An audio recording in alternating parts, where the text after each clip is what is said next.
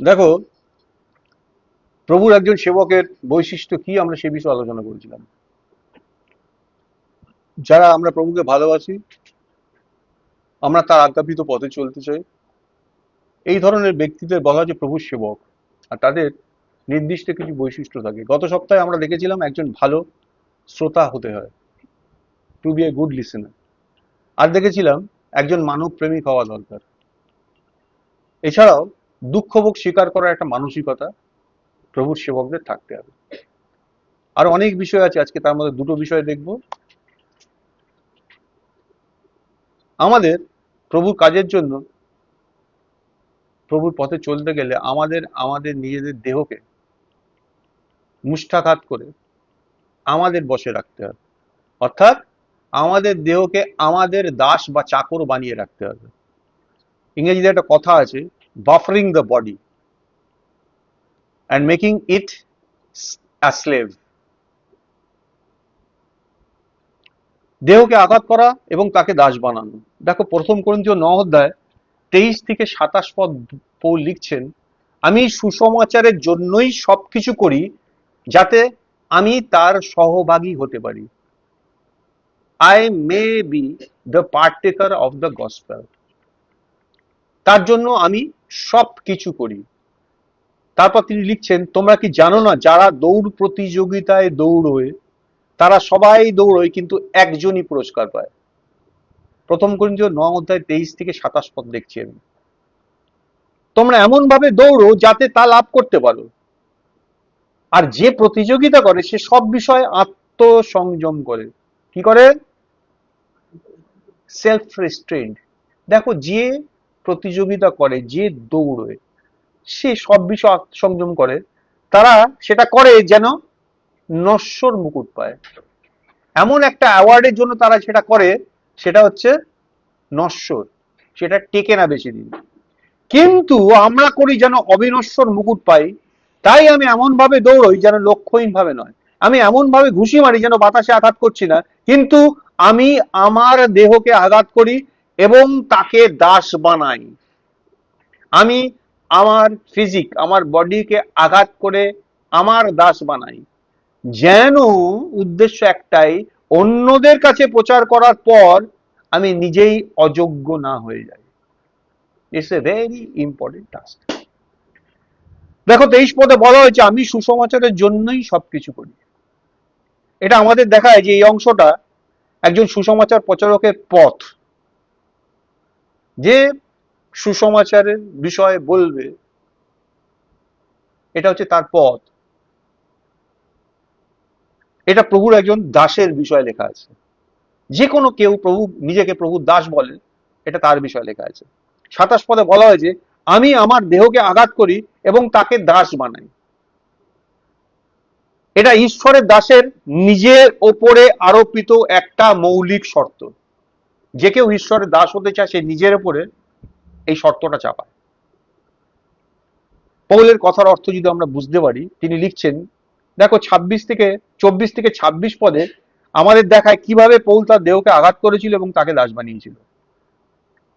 আমরা এই সঙ্গে সঙ্গে এটাও পরিষ্কার করতে চাই যে পৌল যখন বলেছিলেন তিনি তার দেহকে আঘাত করেন এবং তাকে দাস বানান, তখন তিনি কিন্তু কোনো তপস্যার কথা বলেননি। অনেকে মনে করে কৃচ্ছ সাধন, দেহকে কষ্ট দিয়ে ঈশ্বরকে লাভ করা যায়। পৌল কিন্তু আদতেই সে কথা বলেননি। ভালো করে বুঝতে হবে দুটোর মধ্যে ডিফারেন্স। তিনি তাদের সঙ্গে একমত ছিলেন না যারা তপস্যার প্রভাবে শিক্ষা দেয় যে দেহ হচ্ছে একটা বোঝা, যেটার থেকে মুক্তি পেতে হবে। জগতের কিছু থিওলজি আছে এই কনসেপ্টে শিক্ষা দেয়। পৌল কিন্তু আদতেই সে কথা বলেননি। তপস্বীরা এটা বিশ্বাস করে যে দেহই হচ্ছে পাপের উৎস এবং পাপের সমস্যার সমাধানের আগে তাকে কঠোরভাবে দমন করতে হবে। জগতের তপস্বীদের একটা কনসেপ্ট আছে। কিন্তু বাইবেল শেখায় না যে দেহ একটা বোঝা। কোথাও বাইবেলে তুমি এটা দেখতে পাবে না। সেটা এটাও শেখায় না যে দেহ হচ্ছে পাপের সোর্স বা উৎস, এটাও শেখায় না বাইবেল। বাইবেল আমাদের বলে যে আমাদের দেহ হচ্ছে পবিত্র আত্মার মন্দির, তাই না? ভালো করে বুঝি। এবং একটা দিন আসছে যখন এই দেহটা মুক্তি পাবে এবং মহিমান্বিত হবে। আমরা কখনো এই দেহকে আঘাত করা, এটা বলার সময় এই ধরনের তপস্যার কথা চিন্তাও আনবো না। যদি আমরা এমন চিন্তা খ্রিস্ট ধর্মে নিয়ে আসি, তবে আমরা সম্পূর্ণভাবে এটাকে আরেকটা ধর্মে পরিণত করে ফেলবো। এটা কিন্তু আমাদের প্রচার নয়। আমরা প্রত্যাখ্যান করি যে দেহ একটি বাধা বা পাপের উৎস, এই কথাটা আমরা স্বীকার করি না। কারণ বাইবেল আমাদের পরিষ্কার বলে দেহ হচ্ছে ঈশ্বরের মন্দির। আমরা সহজেই স্বীকার করি যে দেহ আমাদের পাপে নিয়ে যেতে পারে, এই দেহটা can be lead us into sin, নিয়ে যেতে পারে। কিন্তু দেহ কখনোই পাপের উৎস নয়, সোর্স নয়। আমরা দেহকে যতই কঠোরভাবে দমন করি না কেন, তবুও আমরা পাপ করতে পারি। যিশু শিখিয়েছিলেন যে কেউ ফিজিক্যালি ব্যভিচার করে সে তো দোষী, যে মনে মনে করে। আমি আমার দেহকে কঠোরভাবে দমন করেছি, তাহলে আমি যে পাপ করছি না তা নয়। সুতরাং এই কনসেপ্টটা আমরা বলি না, স্বীকারও করি না। প্রথম করিন্থীয় 9-এ পৌল খ্রিস্টীয় কর্মীদের তার দেহের সমস্যার মুখোমুখি করেছেন। 9 অধ্যায়তে তিনি প্রত্যেক খ্রিশ্চানকে এই সমস্যাটার কাছে নিয়ে এসছেন। 23 পদে বলা হয়েছে, আমি সুসমাচারের জন্য সবকিছু করি। এর অর্থ হলো তিনি এই কথাটি বলার সময় একজন সুসমাচার প্রচারকের জায়গাতে বা অবস্থানে তিনি দাঁড়িয়ে কথাটা বলছেন। অর্থাৎ তিনি এই কথাটা বলার সময় তিনি নিজে একজন সুসমাচার প্রচারকের অবস্থানে ছিলেন। তিনি সুসমাচারের জন্য কি করলেন, 24 থেকে 26 পদ সেটা আমাদের পরিষ্কার করে দেখায়। 27 পদে গিয়ে তিনি বলেন যে তিনি যা করলেন তা হলো দেহকে আঘাত করা। আমরা যদি গ্রিক ট্রান্সলেশন দেখি, বাফেট কথাটা, আঘাত করা, এর অর্থ হলো মুখে আঘাত করা যতক্ষণ না সেটা ক্ষতবিক্ষত হচ্ছে। BUFFET শব্দটা প্রকৃত অর্থ হচ্ছে মুখে হিট করা যতক্ষণ না সেটা ক্ষতবিক্ষত হয়। নিজের দেহকে আঘাত করা এবং তাকে দাস বানানো হলো দেহকে বশীভূত করা, এবং এতটাই আঘাত করা যে সেটা বাধ্য হয়ে দাসে পরিণত হয়, আর হয়ে সুসমাচার প্রচারকের কাছে সেই দেহটা আত্মসমর্পণ করে। আমাদের প্রত্যেকের জীবনে আমরা বুঝতে পারি আমাদের একটা ইচ্ছা হয় আর একটা কাজ হয়, তাই না? তার মানে দুটো এন্টিটি আমরা টের পাই। এবার বলছে ওই দ্বিতীয় এন্টিটিটাকে এমন ভাবে আঘাত করা যাতে সেটা বাধ্য হয়ে প্রথম এন্টিটিটার কাছে বশ্যতা স্বীকার করে। কিভাবে দেখি? অবশ্য মনে রাখতে হবে এর অর্থ দেহকে শারীরিক বা আক্ষরিক অর্থে আঘাত করার কথা নয়, কিন্তু এটা ভালো করে মনে রাখতে হবে। পৌল বলেছিলেন তিনি এটা করতেন যেন অন্যদের প্রচার করার পর তিনি নিজেই অযোগ্য হয়ে না পড়েন। অর্থাৎ এটা খুব গুরুত্বপূর্ণ। এটা আমাদের দেখায় যে ঈশ্বরের প্রতিটি দাসের জন্য দেহকে আঘাত করা এবং তাকে তার দাস বানানো একটা মৌলিক জীবন পদ্ধতি। এটা একটা এসেনশিয়াল পার্ট। ঈশ্বরের প্রতিটি দাসকে একটা মৌলিক নিয়মে চলতে হবে। সেটা কি? তার দেহকে বশীভূত করতে হবে। যদি তার দেহ বশীভূত না হয় তবে সে ঈশ্বরের সেবা করতে পারবে না। এবার বিভিন্ন অ্যাসপেক্ট থেকে দেখি এই বিষয়গুলো আসলে কি। বহুবার পড়েছি তো, অ্যাসপেক্ট গুলো দেখি। 24 পদে বলা হয়েছে, তোমরা কি জানো না যে যারা দৌড় প্রতিযোগিতায় দৌড়ে তারা সবাই দৌড়ে, কম্পিটিশনে সবাই দৌড়ে, যতজন কম্পিটিটর। পৌল তার বক্তব্যকে দৌড়বিদদের উদাহরণ দিয়ে একটা ব্যাখ্যা করেছেন। একজন খ্রিশ্চানের প্রভুর জন্য সেবা এবং প্রভুর জন্য শ্রমকে একটা দৌড়ের সঙ্গে তুলনা করা যায়। সবাই এই দৌড়চ্ছে এবং এই দৌড়টা কম্পালসারি, এটা বাধ্যতামূলক। কেউ নিজেকে এর বাইরে রাখতে পারে না। তিনি লিখছেন, তোমরা কি জানো না যারা দৌড় প্রতিযোগিতায় দৌড়ে তারা সবাই দৌড়ে, কিন্তু একজনই পুরস্কার পায়। যে কম্পিটিশন গুলো আমরা দেখি সবাই দৌড়ে, কিন্তু ফার্স্ট একজনই পুরস্কার পায়। তোমরা এমন ভাবে দৌড়ো যেন সেটা তোমরা পেতে পারো। দেখো, দৌড়ে একজনই পুরস্কার পায়, কিন্তু আমরা সবাই দৌড়লে আমরা সবাই কিন্তু পুরস্কারটা পেতে পারি। এটা হচ্ছে তাদের দৌড় এবং আমাদের দৌড়ের মধ্যে পার্থক্য। পৌল দৌড় প্রতিযোগিতার উদাহরণ ব্যবহার করেছেন, আর এই উদাহরণটা আমাদেরকে ঠিক 25 পদে নিয়ে চলে যায়। এরপরে যে 25 পদে বলা হয়েছে, আর যে প্রতিযোগিতা করে সে সব বিষয়ে আত্মসংযম করে। এটাই পৌলের এমফ্যাসাইজ, এটাই পৌলের জোর। একজন মানুষ প্রতিযোগিতা করতে চাইলে তাকে ট্রেনিং নিতে হয়, তাকে প্রশিক্ষণ নিতে হয়। দুম করে গিয়ে দৌড়ানো যায় না, তাকে সব বিষয় আত্মসংযম করতে হয়। সে ইচ্ছে মতো খেতে পারে না, ইচ্ছে মতো খাওয়াও বাদ দিতে পারে না, সে ইচ্ছে মতো ঘুমোতে পারে না বা ইচ্ছে মতো ঘুম বাদও দিতে পারে না। পারে কি? Restricted life. যারা খেলায় অংশ নেয় তারা প্রশিক্ষণের সময় একটা কঠোর নিয়মে বাঁধা থাকে। কেউ যদি মনে করতে পারে যে ধূমপান বা মদ্যপান বা প্রিয় বিনোদন বাদ দেওয়া কঠিন, কিন্তু একজন মানুষ যখন দৌড়ের জন্য প্রস্তুত হয়, কম্পিটিশনে যাবার জন্য রেডি হয়, তখন তাকে তার দেহকে, নিজের দেহকে কঠোরভাবে নিয়ন্ত্রণ করতে হয়। তার তো অনেক কিছু ইচ্ছে টিচ্ছে থাকতে পারে, কিন্তু সবগুলোকে বাদ দিতে হয়। কেন বলছি কথাটা? প্রত্যেক প্রতিযোগী সব সময় সব বিষয়ে আত্মসংযম করে। কোন বিষয়, এখানে যদি দেখি আমরা কোন কোন বিষয়ে তাকে আসলে আত্মসংযম করতে হচ্ছে, দেখো তাকে দেহের চাহিদার বিষয়ে আত্মসংযম করতে হয়। সে যদি তার দেহের অতিরিক্ত চাহিদা বা অতিরিক্ত স্বাধীনতা দিতে চায়, সেটা কিন্তু দিতে পারে না। দৌড়ের সময় তার দেহটা কেবলমাত্র একটা কাজের জন্য প্রিজার্ভ করা থাকে, কেবলমাত্র একটা কাজের জন্য। সে কাজটা কি? অনলি দৌড়। একটাই লক্ষ্য, শুধু দৌড়। এটা খাওয়া, পোশাক, ধূমপান, মদ্যপান, ঘুমের জন্য নয়, এটা শুধুমাত্র দৌড়ের জন্য। পাখি পড়ার মতো তাকে এটা পড়ানো হয়। 27 পদে দেহকে আঘাত করার কথা বলা হয়েছে, অর্থাৎ দেহকে আলোচনায় আনা হয়েছে, দেহের অ্যাসপেক্টটাকে এবারে নিয়ে এসছেন আলোচনাতে প্রভু।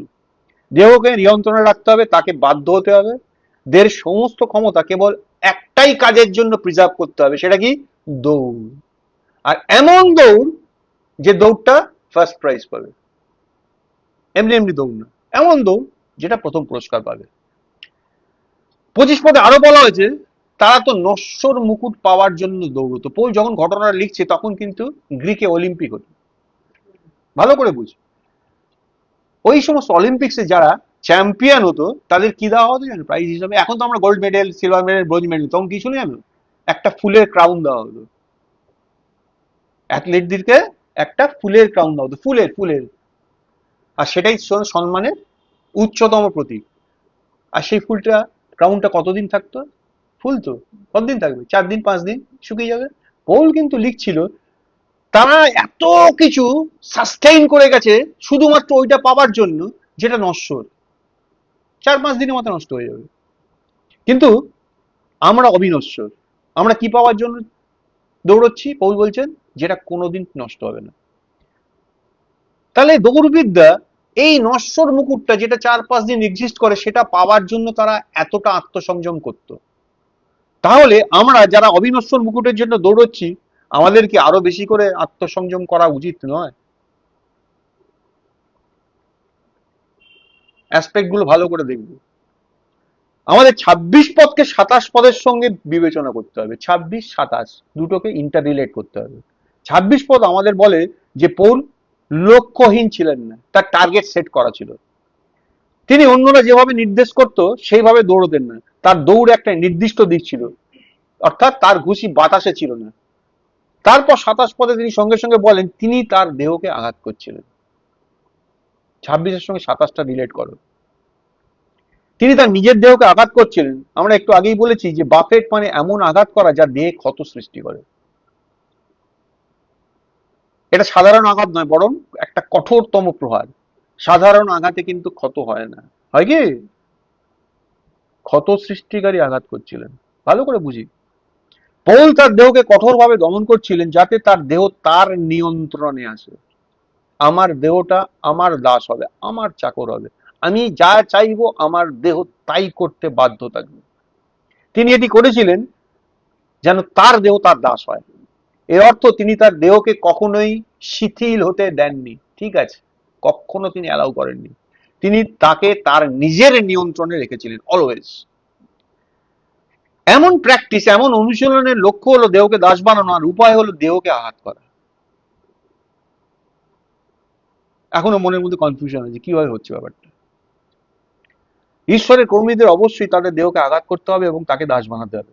যদি তাদের দেহ তাদের বাধ্য নয়, তবে তারা ঈশ্বরের রাজ্যে কোনো কাজের জন্য সত্যি করে খুবই কম উপযোগী, তাদের ইউটিলিটি অলমোস্ট নেই। এবার দেখি আমাদের দেহকে দাস বানাতে কি আসলে কি বোঝায়। এটা বুঝতে হলে প্রথমে আমাদের জানতে হবে দেহের চাহিদাগুলো কি কি। দেহের কিছু চাহিদা আছে, দেহের চাহিদা কি কি? দেখো কয়েকটা এক্সাম্পল যদি আমরা দেখি, খাদ্য, পোশাক, বিশ্রাম, ঘুম, আরাম এবং অসুস্থতার সময় একটা বিশেষ কেয়ার, যত্ন, এগুলো দেহের চাহিদা না? এই তো বললাম, মূল যে এন্টারটেনমেন্ট চাহিদা না। চাহিদার মধ্যে কি একদম মৌলিক চাহিদা, খাদ্য লাগবে, পোশাক লাগবে, রেস্ট লাগবে, ঘুম লাগবে, যখন রেস্টলেস লাগে তখন একটু আরাম লাগবে, আর যখন অসুস্থ হয়ে পড়ি তখন একটু বিশেষ কেয়ার লাগবে। এটা হচ্ছে মৌলিক চাহিদা। এটার মধ্যে কোনো ভুল আছে? স্বাভাবিক। এগুলো সবই হচ্ছে দেহের চাহিদা। দেহকে দাস বানানোর মানে হলো সাধারণ সময়ে দীর্ঘকাল ধরে দেহকে আঘাত করার মাধ্যমে আমরা দৌড়ের সময় যখন দৌড় হবে তখন তাকে আমাদের নিয়ন্ত্রণে আনতে বাধ্য হই। যখন সাধারণ সময় তাকে ট্রেন আপ করি যাতে প্রয়োজনের সময় সে আমার নিয়ন্ত্রণে থাকে। দেখো, যদি আমরা আমাদের সাধারণ সময় দেহকে সহজভাবে ছেড়ে দিই, সবকিছু ঠিকঠাক আছে, ঠিক আছে, এখন একটু রিল্যাক্সেশনের টাইম, এরকম ভাবে যদি ভাবি আমরা এইভাবে যদি ছেড়ে দিই, তবে দৌড়ের সময় কিন্তু আমাদের পা পা চালানো, আমাদের লাং, আমাদের ফুসফুস এবং আমাদের অন্যান্য অঙ্গ প্রত্যঙ্গ আমাদের নিয়ন্ত্রণে থাকবে না। অর্থাৎ দৌড়ের সময় যে বাড়তি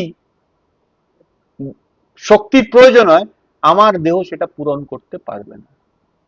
আমি যখন রোজ হাঁটি, যাই, কাজ করি, এটা স্বাভাবিক নিয়মে, তাতে একটা লিমিট, একটা নির্দিষ্ট চাহিদা থাকে, সেটা হয়ে যায়।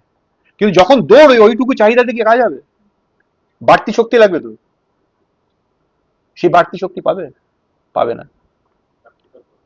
দেহকে বাধ্য করতে গেলে দীর্ঘকালীন প্রশিক্ষণের প্রয়োজন, লং টাইম প্রশিক্ষণ লাগে। যদি আমরা এমন প্রশিক্ষণ আমাদের না থাকে তবে হঠাৎ করে দেহকে চালনা করা অসম্ভব হবে। আমি আমার দেহকে হঠাৎ করে বললাম একটা 500 মিটার দৌড়ে নি, পারবে না। যদি আমরা আমাদের সাধারণ সময় এমন প্রশিক্ষণ না করি তাহলে তাহলে তাহলে আমরা দেখবো যে আমাদের দেহ আমাদের বাধ্য হচ্ছে না, আমাদের দেহের চাহিদা আমরা পূরণ করতে পারবো না, আর আমাদের দেহের উপর আমাদের কোনোই নিয়ন্ত্রণ থাকবে না। সঙ্গে যা দৌড়ছিল, দাঁড়া বাবা দাঁড়া, স্বাভাবিক হয় না এই জিনিসগুলো? ভালো করে ভাবো। শুধু যদি দেহ নিয়ে প্রভু কেন এক্সাম্পলটা দিয়েছেন? আমরা যেন না ভাবি যে আমাদের মধ্যে যদি কিছুটা স্পিরিচুয়ালিটি থাকে, কিছুটা আধ্যাত্মিকতা থাকে, তাহলেই আমাদের প্রভুর কাজে নিযুক্ত হয়ে যায়। না, আমি যোগ্য হয়ে গেছি, আমি ঈশ্বরের বিষয়গুলো বুঝতে পারি, আত্মিক বিষয়গুলো ধরতে পারি, তাহলে আমি প্রভুর কাজ করতে পারি। এটা আমাদের ভাবা উচিত না। এখানে দেহেরও বিষয় আছে। কেন বলছি? এইবার তার ডিপে যাব। পৌল আমাদের দেখিয়েছেন যে এই সমস্যাটা কতটা বাস্তব। আমি এটা জিজ্ঞাসা করছি না যে আমাদের দেহটা সুস্থ আছে কিনা, আমি জিজ্ঞাসা করছি আমরা কি আমাদের দেহের master? Are we the master of our body? আমি যা চাই আমার দেহ তাই করে, করাতে পারি তাকে দিয়ে? আমাদের দেহ কি আমাদের বাধ্য করে? আমাদের দেহ আমাদের বাধ্য করে। যদি আমাদের দেহ আমাদের বাধ্য করে তবে আমরা সুসমাচারে ঈশ্বরের সেবা করতে পারবো না, পারবো না। এই ধরনের প্রশিক্ষণ খুব অল্প সময়ে সম্পূর্ণ হয় না।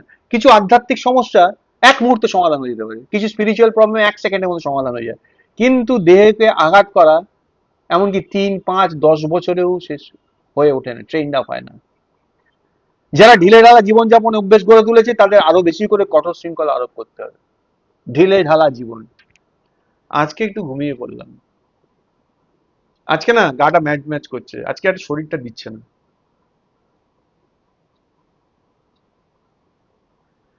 এক্সাম্পল, সাধারণ অবস্থায় দেহ ঘুমের দাবি করে, ন্যাচারাল এটা। ঘুম কোনো ভুল বিষয় নয়, এটা পাপও নয়। ঘুম কি সিন? একদমই নয়। এবং এই দাবি, দেহ যে ঘুমের দাবি করছে, এটা অবশ্যই বৈধ দাবি। ঈশ্বর দিনকে রাত থেকে আলাদা করেছেন যাতে মানুষ বিশ্রামের সুযোগ পায়। মানুষের ঘুমানো সঠিক, ইটস রাইট। যদি মানুষ না ঘুমায় তবে সে কিভাবে কাজ করবে? কিন্তু আমাদের দেহকে আঘাত করে দাস বানাতে হলে প্রয়োজনে আমাদের জেগে থাকতে হবে। ঘুমানোর উপর জোর দেওয়া যাবে না, এটাই দেহকে দাস বানানোর অর্থ। ধরো আমি প্রতিদিন 8 ঘন্টা ঘুমের সময় ঠিক করেছি, 8 ঘন্টা, 8 আওয়ার্স, আমার দেহের যত্ন নেওয়ার জন্য, এটা একদম পারফেক্ট, সঠিক। কিন্তু দেহকে আঘাত করে দাস বানাতে হলে আমি এমন ভাবে প্যাটার্ন সেট করবো, এমন ভাবে আচরণ করব যেন আমি নিজেকে আঘাত করছি এবং আমার দেহকে আমি আমার নির্দেশ মানতে বাধ্য করছি। আমি নিজেকে এতটাই ট্রেন্ড আপ করবো, এতটাই প্রশিক্ষণ দেব যে আমি যদি আজ না ঘুমানোর সিদ্ধান্ত নিই, কোন একটা দিন আমি যদি সিদ্ধান্ত নিই আজকে ঘুমাবো না, তবে আমি সেটা করতে পারবো। যখন প্রভু গেতসেমানি উদ্যানে গিয়েছিলেন তার 3 জন শিষ্যকে নিয়ে, তাদেরকে আলাদা করে নিয়ে বললেন আমার সঙ্গে জেগে থাকো। কথাটা খুব ইম্পর্টেন্ট। বলেছিলেন। ফিরে এসে তাদেরকে ঘুমোতে দেখে তিনি পিতরকে কি বলেছিলেন? আমার সঙ্গে 1 ঘন্টাও জেগে থাকতে পারলেন না। কথাটা খুব ইম্পর্টেন্ট, মনে করি। এটা ছিল মতি 26 অধ্যায়ে 38 পদে। আর 40 পদে প্রভু বলেছিলেন, 38 পদে বলেছিলেন জেগে থাকো, আর 40 পদে বললেন ঘুমোতে দেখে 1 ঘন্টা কি জেগে থাকতে পারলেন না। প্রভু চেয়েছিলেন তারা তার সঙ্গে জেগে থাকুক, কিন্তু তারা ঘুমিয়ে পড়লো। প্রভু কি চেয়েছিলেন? জেগে থাকুক, কিন্তু তারা ঘুমিয়ে পড়লো। তারা আমাদের প্রভুর সঙ্গে 1 ঘন্টাও জেগে থাকতে পারলো না। আচ্ছা, ঘুমানো কি ভুল? ঘুমানো ভুল নয়। ঘুম বৈধ এবং অত্যন্ত প্রয়োজনীয়। কিন্তু যদি প্রভু চান আমরা তার সঙ্গে জেগে থাকি, আর আমরা এই বৈধ চাহিদাকে তখন অতিক্রম করতে না পারি, এটা তো বৈধ চাহিদা, আর প্রভু চাইছেন আমি জেগে থাকি, আর আমি যদি এই বৈধ চাহিদাটাকে সামাল দিতে না পারি, তবে আমরা তার কাজে বাধা সৃষ্টি করব। কি বলছি বুঝতে পারছো? যদি আমাদের কেউ ঘুমের দাবি ছেড়ে দিতে না পারে, তবে আমরা ঈশ্বরের সেবা করতে পারবো না। এর অর্থ এই নয় যে ঈশ্বরের দাসকে রাতের পর রাত ঘুম ছাড়া থাকতে হবে। আবার বলছি, ভুল ইন্টারপ্রিট করবে না কেউ। ঈশ্বরের দাসকে রাতের পর রাত ঘুম ছেড়ে দিয়ে জেগে আছে, প্রভুর জন্য জেগে থাকি, না না, একদমই না। আমরা কিন্তু কোন স্বর্গদূত নই যে আমাদের প্রতিদিন না ঘুমলেও চলবে। স্বর্গদূতরা ঘুমায় না, তারা দিবারাত্র ঈশ্বরের জন্য অপেক্ষা করে। আমরা স্বর্গদূত নেই, ঈশ্বর আমাদের স্বর্গদূত করে বানাননি। আমাদের ঘুমের প্রয়োজন আছে। কিন্তু প্রভুকে অনুসরণ করা এবং দেহকে আঘাত করার শিক্ষা নেওয়ার জন্য প্রয়োজনে আমাদের 1 রাত বা 2 রাত ঘুম ত্যাগ করতে শিখতে হবে। এটা কি দেহের দাস বানানোর অর্থ বলা হচ্ছে? আমাদের দেহকে আমাদের দাস বানানোর অর্থ, ইফ নেসেসারি ঘুম কাটলে হয়ে যাবে। দেখো, দৌড়ানো বলতে কি বোঝায়? একজন মানুষ কি প্রতিদিন এবং প্রতিটা মুহূর্তে দৌড়য়? তা তো নয়। হাঁটাটা সাধারণ, কিন্তু দৌড়ানো হচ্ছে কিছু বিশেষ বিষয়। হাঁটা দৈনন্দিন চাহিদা, সাধারণত আমরা ধাপে ধাপে হাঁটি, কিন্তু দৌড়ানো দৈনন্দিন কাজ নয়। দৌড় প্রতিযোগিতায় আমাদের গতি বাড়াতে হয়, আমাদের পেসটাকে বাড়াতে হয়। দেহের স্বাভাবিক ক্ষমতা আমাদের হাঁটাকে সমর্থন করতে পারে, কিন্তু দৌড়ানোর সময় দেহকে অতিরিক্ত প্রচেষ্টা করতে হয়, এক্সট্রা এফর্ট দিতে হয়।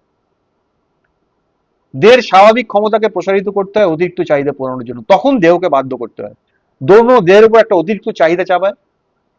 হাঁটার সময় কিন্তু দেহের উপর এতটা চাপ পড়ে না। অতটা কষ্ট হয় কি? চাপ পড়ে না, ওটা অভ্যেস, এটা স্বাভাবিক ব্যাপার হয়ে গেছে। কেবল দৌড়ানোর সময় সেটা কঠিন হয়। একইভাবে সাধারণ সময় আমাদের হয়তো 8 ঘন্টা ঘুমের প্রয়োজন, কিন্তু যদি আমাদের এমন কাজ আসে যে একদিন 4 ঘন্টার বেশি সময় আমাদের থেকে দাবি করছে, মানে 4 ঘন্টা ঘুমাবার পরে আর ঘুমোতে পারবো না, এরকম একটা ডিমান্ড এসছে আমাদের সামনে, তবে আমাদেরকে 4 ঘন্টা ঘুমে সন্তুষ্ট থাকতে হবে। এটাই হচ্ছে দেহের দাস বানানো। এটাই হচ্ছে দৌড়ানোর অর্থ। দৌড়ানো মানে অতিরিক্ত চাহিদা পূরণ করা। যখন 3জন শিষ্য প্রভুর সঙ্গে জেগে থাকতে ব্যর্থ হলো, তিনি তখন এই সমস্যাটা তাদের দেখিয়ে দিয়েছিলেন, জানো? এটা যে একটা সমস্যা, এটা প্রভু দেখিয়ে দিয়েছিলেন। প্রভু কি বলেছিলেন? আত্মা ইচ্ছুক বটে, কিন্তু দেহ দুর্বল। হ্যাঁ, বলেছিলেন কথাটা। আচ্ছা, কথাটা মানে কি? আত্মা ইচ্ছুক, দেহ দুর্বল। আচ্ছা, আত্মা ইচ্ছুক হলে লাভ কি যদি দেহ দুর্বল হয়? ইচ্ছুক আত্মা আর ঘুমন্ত দেহের ফলাফল একই, জিরো। ঠিক একইভাবে অনিচ্ছুক আত্মা আর ঘুমন্ত দেহ, সেটার ফলাফল জিরো। তার মানে আমার আত্মা ইচ্ছুক না, দেহ ঘুমন্ত, কোনো ফল হয় না। আত্মা ইচ্ছুক, দেহ ঘুমন্ত, তাতেও কোনো ফল হয় না। বুঝতে পারছো কথাটা? যার আত্মা ইচ্ছুক নয়, ঘুমিয়েই থাকে, তার রেজাল্ট জিরো। যার আত্মা ইচ্ছুক, প্রভুকে ভালোবাসে, সব করে, কিন্তু দেহটা ঘুমিয়ে থাকে, তার রেজাল্ট জিরো। এই দুটো কথা প্রভু এটা শেখাচ্ছেন।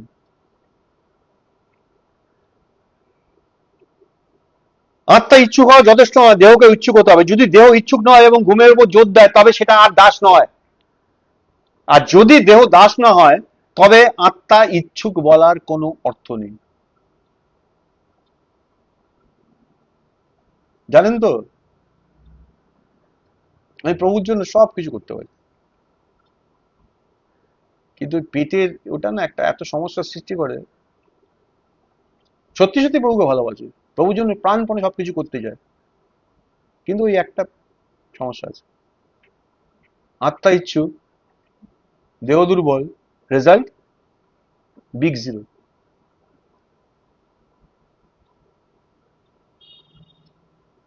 যার আত্মা অনিচ্ছুক, দেহ ফাংশন করে না, তার যা রেজাল্ট, এরও তাই রেজাল্ট। এটাই বলতে চাইছি আমি।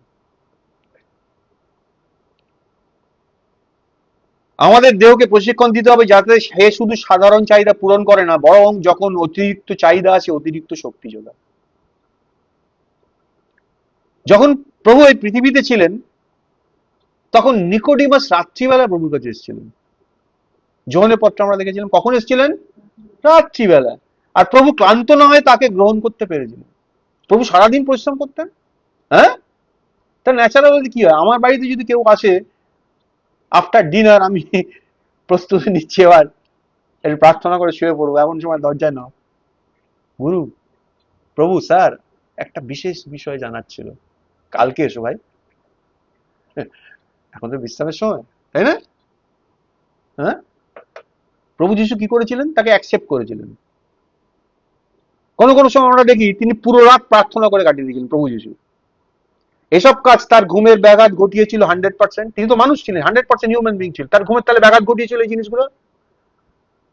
আমরা বলছি না যে ঈশ্বরের সন্তানদের অভ্যাস করে রাত ভর প্রার্থনা করতে হবে, একবার বলছি না। কিন্তু কেউ যদি প্রভু সেবা করতে চায়, তবে সে যদি কখনো রাতভর প্রার্থনা না করে, সেটা লজ্জার বিষয়,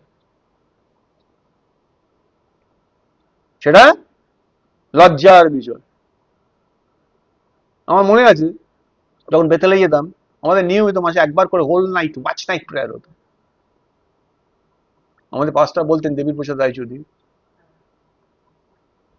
বলে প্রভু ঘরে এসে যদি ঘুমিয়েও পড়ে, এখানে মেঝের উপরে শতনিচু পাতা থাকতো, প্রার্থনা করতে করতে ঘুমিয়ে পড়েছে, তো তবু ভালো, বলতেন তিনি। কিছুটা আবেগ মেশানো থাকতো। কিন্তু এখন বুঝি ওই আত্মা ইচ্ছুক আর ইয়ে মাংস দুর্বলটা ওখানেও লেগে গেছে। তার মানে আমি গেছি, আমি প্রভুকে ভালোবাসি, কিন্তু টানতে পারলাম না, জিরো রেজাল্ট। ওই যে কথাগুলো ছিল, এখন বুঝি ওগুলো ইমোশনের কথা ছিল। তার মানে আমি আমার দেহকে আঘাত করতে শিখিনি, বসে রাখতে পারিনি, ঘুমিয়ে পড়েছি। আরেকজন বাড়ি থেকে যায়নি, সে বলেছিল আমার পারবো না রাখতে, সে শুয়েছিল, আর আমি ওখানে গিয়ে প্রার্থনা করতে করতে ঘুমিয়ে পড়েছিলাম। ওর আর আমার কোনো পার্থক্য নেই। এগুলো পরে, অনেক পরে, এখন শিখছি, প্রভু শেখাচ্ছেন।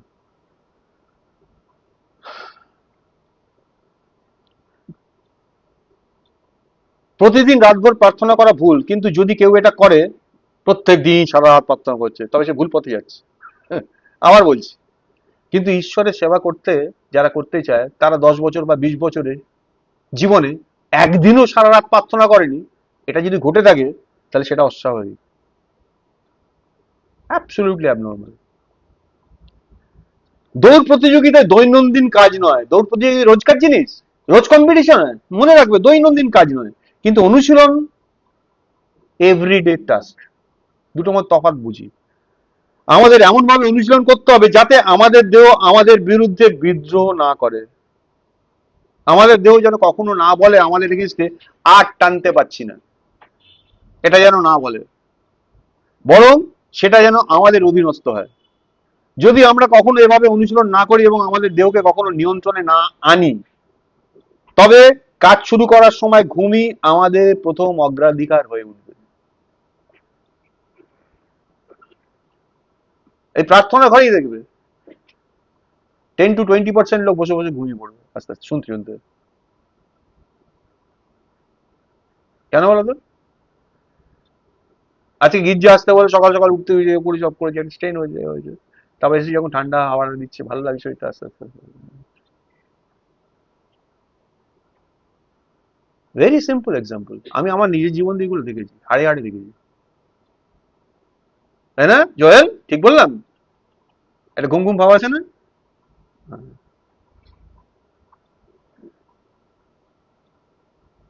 যদি আমরা কখনো এভাবে অনুশীলন না করি এবং আমাদের দেহকে কখনো নিয়ন্ত্রণে না আনি, তবে কাজ শুরু করার সময় ঘুমই আমাদের ফার্স্ট প্রায়োরিটি হবে, আর আমাদের ঘুম হয়ে যাবে আমাদের লর্ড, আমাদের প্রভু। যদি অন্যরা আমাদের ঘুমে হাত দেয়, এই লোকটা কি সব বলছে, আমাদের ঘুমে হাত দিচ্ছে, আমরা কিছুই করতে পারি না। ঈশ্বরের দাসের জন্য দেহকে দাস বানানোর উদ্দেশ্যে নিজেকে অনুশীলন করানোটা এসেনশিয়াল, অপরিহার্য। দেহকে দাস বানানোর মানে হলো যখন প্রভুর প্রয়োজন ও প্রভুর একটা দাবি থাকে এবং পরিস্থিতি সেটাকে ডিমান্ড করে, তখন আমাদের সাময়িকভাবে আমাদের দেহের দাবিকে এক পাশে সরিয়ে রাখতে হবে, ওটাকে সাইড করে দিতে হবে। এটা যেন আমরা করতে পারি, আমরা আমাদের দেহকে নির্দেশ দিতে পারি যেন সে অতিরিক্ত শক্তি যোগায়। যখন আমার ঘুম পাচ্ছে এবং আমি ঘুমোতে চাইছি না, তাহলে জেগে থাকতে গেলে অ্যাডিশনাল পাওয়ার লাগবে, এই অতিরিক্ত শক্তি যেন ও যোগায়, ওকে এইভাবে ট্রেন্ড আপ করতে হবে। এবং ওর যে ন্যাচারাল ডিমান্ড সেই চাহিদাটাকে উপেক্ষা করে এবং আমাদের নিয়ন্ত্রণের ও শাসনের অধীনে যেন ও থাকে। দেহকে শাসন করার অর্থ হচ্ছে এটা। বহু বছর লেগেছে এটা বুঝতে আমাকে। আমি আমার দেহকে মুষ্ঠাঘাত করে আমার বসে রাখছি। আগে ভাবতাম চিমটি কাটতাম, চুল টানতাম।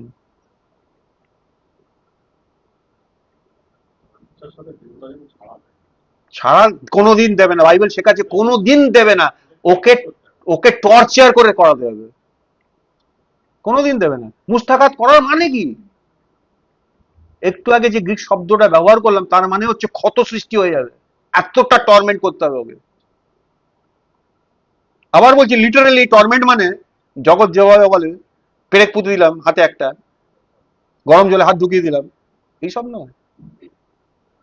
যদি আমরা আমাদের দেহকে এইভাবে ট্রেন আপ না করতে পারি, তোমরা আমরা নিজেদেরকে অতিরিক্ত ভালোবাসি এবং প্রভুর কাজে অকেজো হয়ে পড়ি। অনেকে বলবে প্রভুর কাজ তো পাস্টারের কাজ, আমরা তো আসবো বাক্য শুনে চলে যাবো, যা করার বাস্তা করে নেবো। এই একই নীতি এতক্ষণ ঘুমের বিষয় দেখছিলাম, এবার দেখি খাওয়ার ক্ষেত্রেও অ্যাপ্লিকেবল। প্রভু আজকে এখন আমাদেরকে এই বিষয়গুলো নিয়ে বলছেন। অনেক সময় আমাদের প্রভু তার কাজের জন্য খাওয়া স্কিপ করেছেন, তিনি তার খাওয়াকে অগ্রাধিকার দেননি, কিন্তু এর অর্থ এই নয় যে আমাদের প্রভু কখনোই খেতেন না। তিনি সাধারণ সময় খুব ভালোভাবে খেতে পারতেন, এনজয় করতেন খাওয়া।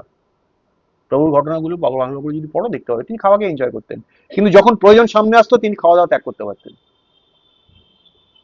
রিস্ট্রেন্ট লাইফ, এটা দেহকে বশীভূত করা। আমরা খাদ্যের উপর এতটা নির্ভরশীল নই যে ক্ষুধার্ত হলে আমাদের কাজ থেমে যাবে। অনেকে আছে পেটে দানা পানি না পড়লে কাজ করতে পারে না। দুর্ভাগ্যবশত এটাই, প্রভুর কাজে অনেকেই খাদ্য ছাড়া কাজ করতে পারে না। আমরা নিঃসন্দেহে খাদ্যের প্রয়োজন অনুভব করি এবং আমাদের শরীরের যত্নের যে চাহিদা আছে সেটাকে পূরণ করতে হয়, সেটা নিতে হয়। কিন্তু বিশেষ পরিস্থিতিতে দেহকে এমন ভাবে ট্রেন্ড আপ করতে হবে, এমনভাবে প্রশিক্ষণ দিতে হবে যেন খাদ্য ছাড়াও কাজ চালিয়ে যেতে পারে। এক্সাম্পল, যখন প্রভু দুপুরে জাকবের কূপের পাশে বিশ্রাম নিচ্ছিলেন, আর সেই সমনীয় নারীর কথা পাবো, শিষ্যরা শহরে গেছিল খাবার কিনতে। একজন সমনীয় নারী কূপে জল তুলতে এসেছিল, আর প্রভু উল্টে তার কাছে জল চাইছিলেন এবং ফাইনালি প্রভু তাকে কি বলেছিলেন? তুমি যদি জানতে কে তোমার সঙ্গে কথা বলে, তুমি তো তার কাছে জল চাইতে বলেছিলেন। আর তার সেই সময় তিনি তাকে জীবন্ত জলের বিষয়ে শিক্ষা দিলেন। ফাইনালি আমরা কি দেখলাম? সেই নারী তাকে কিছুই পান করতে দিলেন না। যিশুকে দিয়েছিল জল? দিল না। দুপুর গড়িয়ে বিকেল হতে চলেছিল, সেই সময়টা ছিল খাওয়ার আর পানীয়ের সময়, কিন্তু প্রভু ধৈর্য ধরে ওই যে আত্মিকভাবে তৃষ্ণার্ত ওই কষ্টভোগী সমনীয় নারীকে জীবনের বাক্য, জীবন্ত জলের মানে বুঝিয়ে দিলেন। আমরা যদি জন 4 অধ্যায় 5 থেকে 26 পত্র ভালো করে পড়ি, তখন দেখতে পাবো যিশু কি করছিলেন সেই সময়। এটা আমাদের দেখায় যে কিভাবে খাদ্যের ব্যাঘাত ছাড়াই ঈশ্বরের কাজ চালিয়ে যাওয়া যায়। যদি আমরা কোনো স্থানে পৌঁছে খাবার না খাওয়া পর্যন্ত কিছুই করতে না পারি, একটা প্রচারের কাজে গেছি, ট্রেনে করে অনেক দূর যেতে হয়েছে, বাস, ট্রেন, অটো এসব চেঞ্জ করতে করতে গিয়ে পৌঁছেছি। গিয়েছিল ওখানে 2টোর থেকে একটা সার্ভিস হবে, পৌঁছে দিই 1টা বেজে গেছে। সকাল থেকে শুধু ব্রেকফাস্ট করে বাড়ি থেকে বেরিয়ে যেতে হয়েছে। এবার ওখানে যাওয়ার পরে ওরা বলছে তাড়াতাড়ি আসুন, তো শুরু হবে, কিছু একটু খাবারের ব্যবস্থা করা আছে করবে। কিন্তু মনে মনে ঠিক করা আছে গিয়েই আগে একটু খেতে হবে, শরীর না হলে কথা বলার মতো অবস্থায় নেই। তো যতক্ষণ না খেতে দিচ্ছে ততক্ষণ কিছু বলার মতো জায়গায় পৌঁছতে পারছি না, হয় না? আমাদের চরমপন্থী হওয়া উচিত নয় এবং সবসময় খাবার বাদ দেওয়া উচিত নয়। এই কথাগুলো বলছি বলে, কিন্তু বিশেষ চাহিদা থাকলে আমাদের খাওয়া ত্যাগ করতে সক্ষম হতে শিখতে হবে।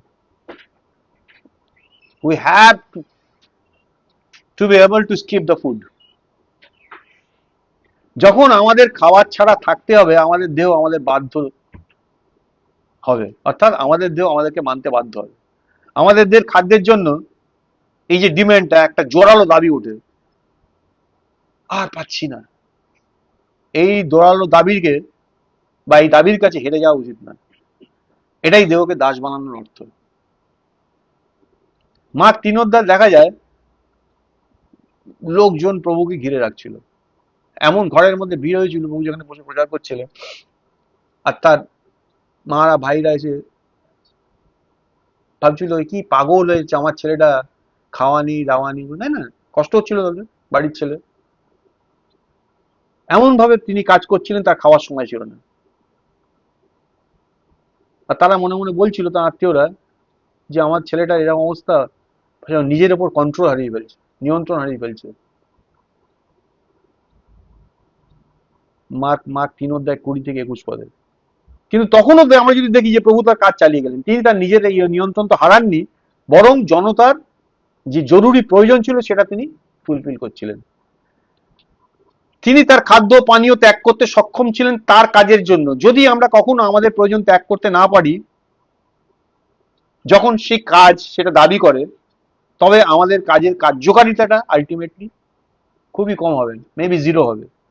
সংকটময় সময় যখন আমাদের কোনো প্রয়োজন যখন আমাদেরকে ডাকে, তখন আমাদের দেহকে নিয়ন্ত্রণে আনতে হবে এবং খাদ্য পানীয়ের দাবিকে উপেক্ষা করতে হবে। আমাদের এই দাবিগুলোকে বাধ্যতামূলক মনে করা উচিত নয়।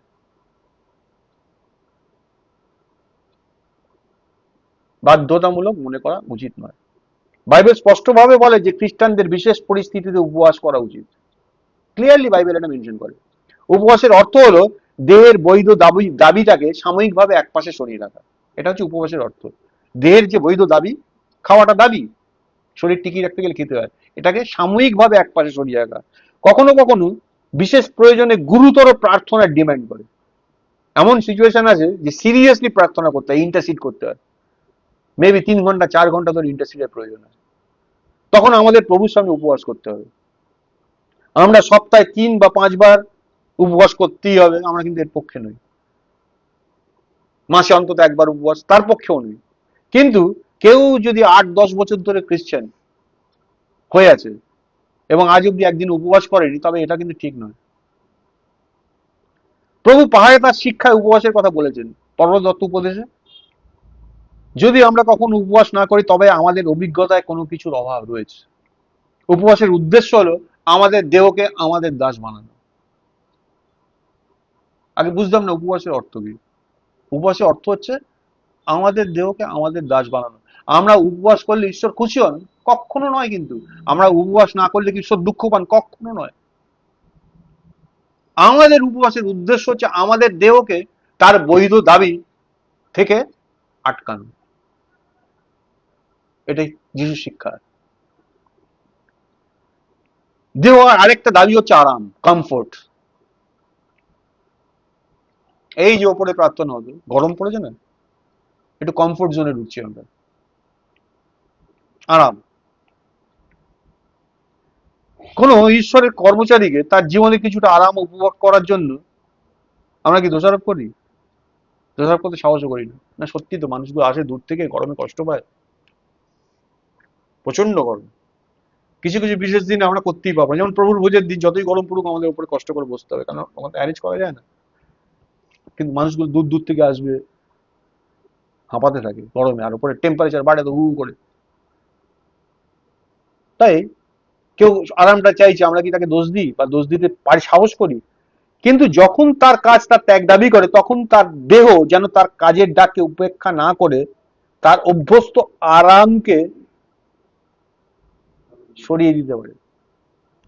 যদি আমাদের দেহ আমাদের ডাকের উত্তর না দেয়, তবে আমরা প্রভুর জন্য কাজ করতে পারবো না।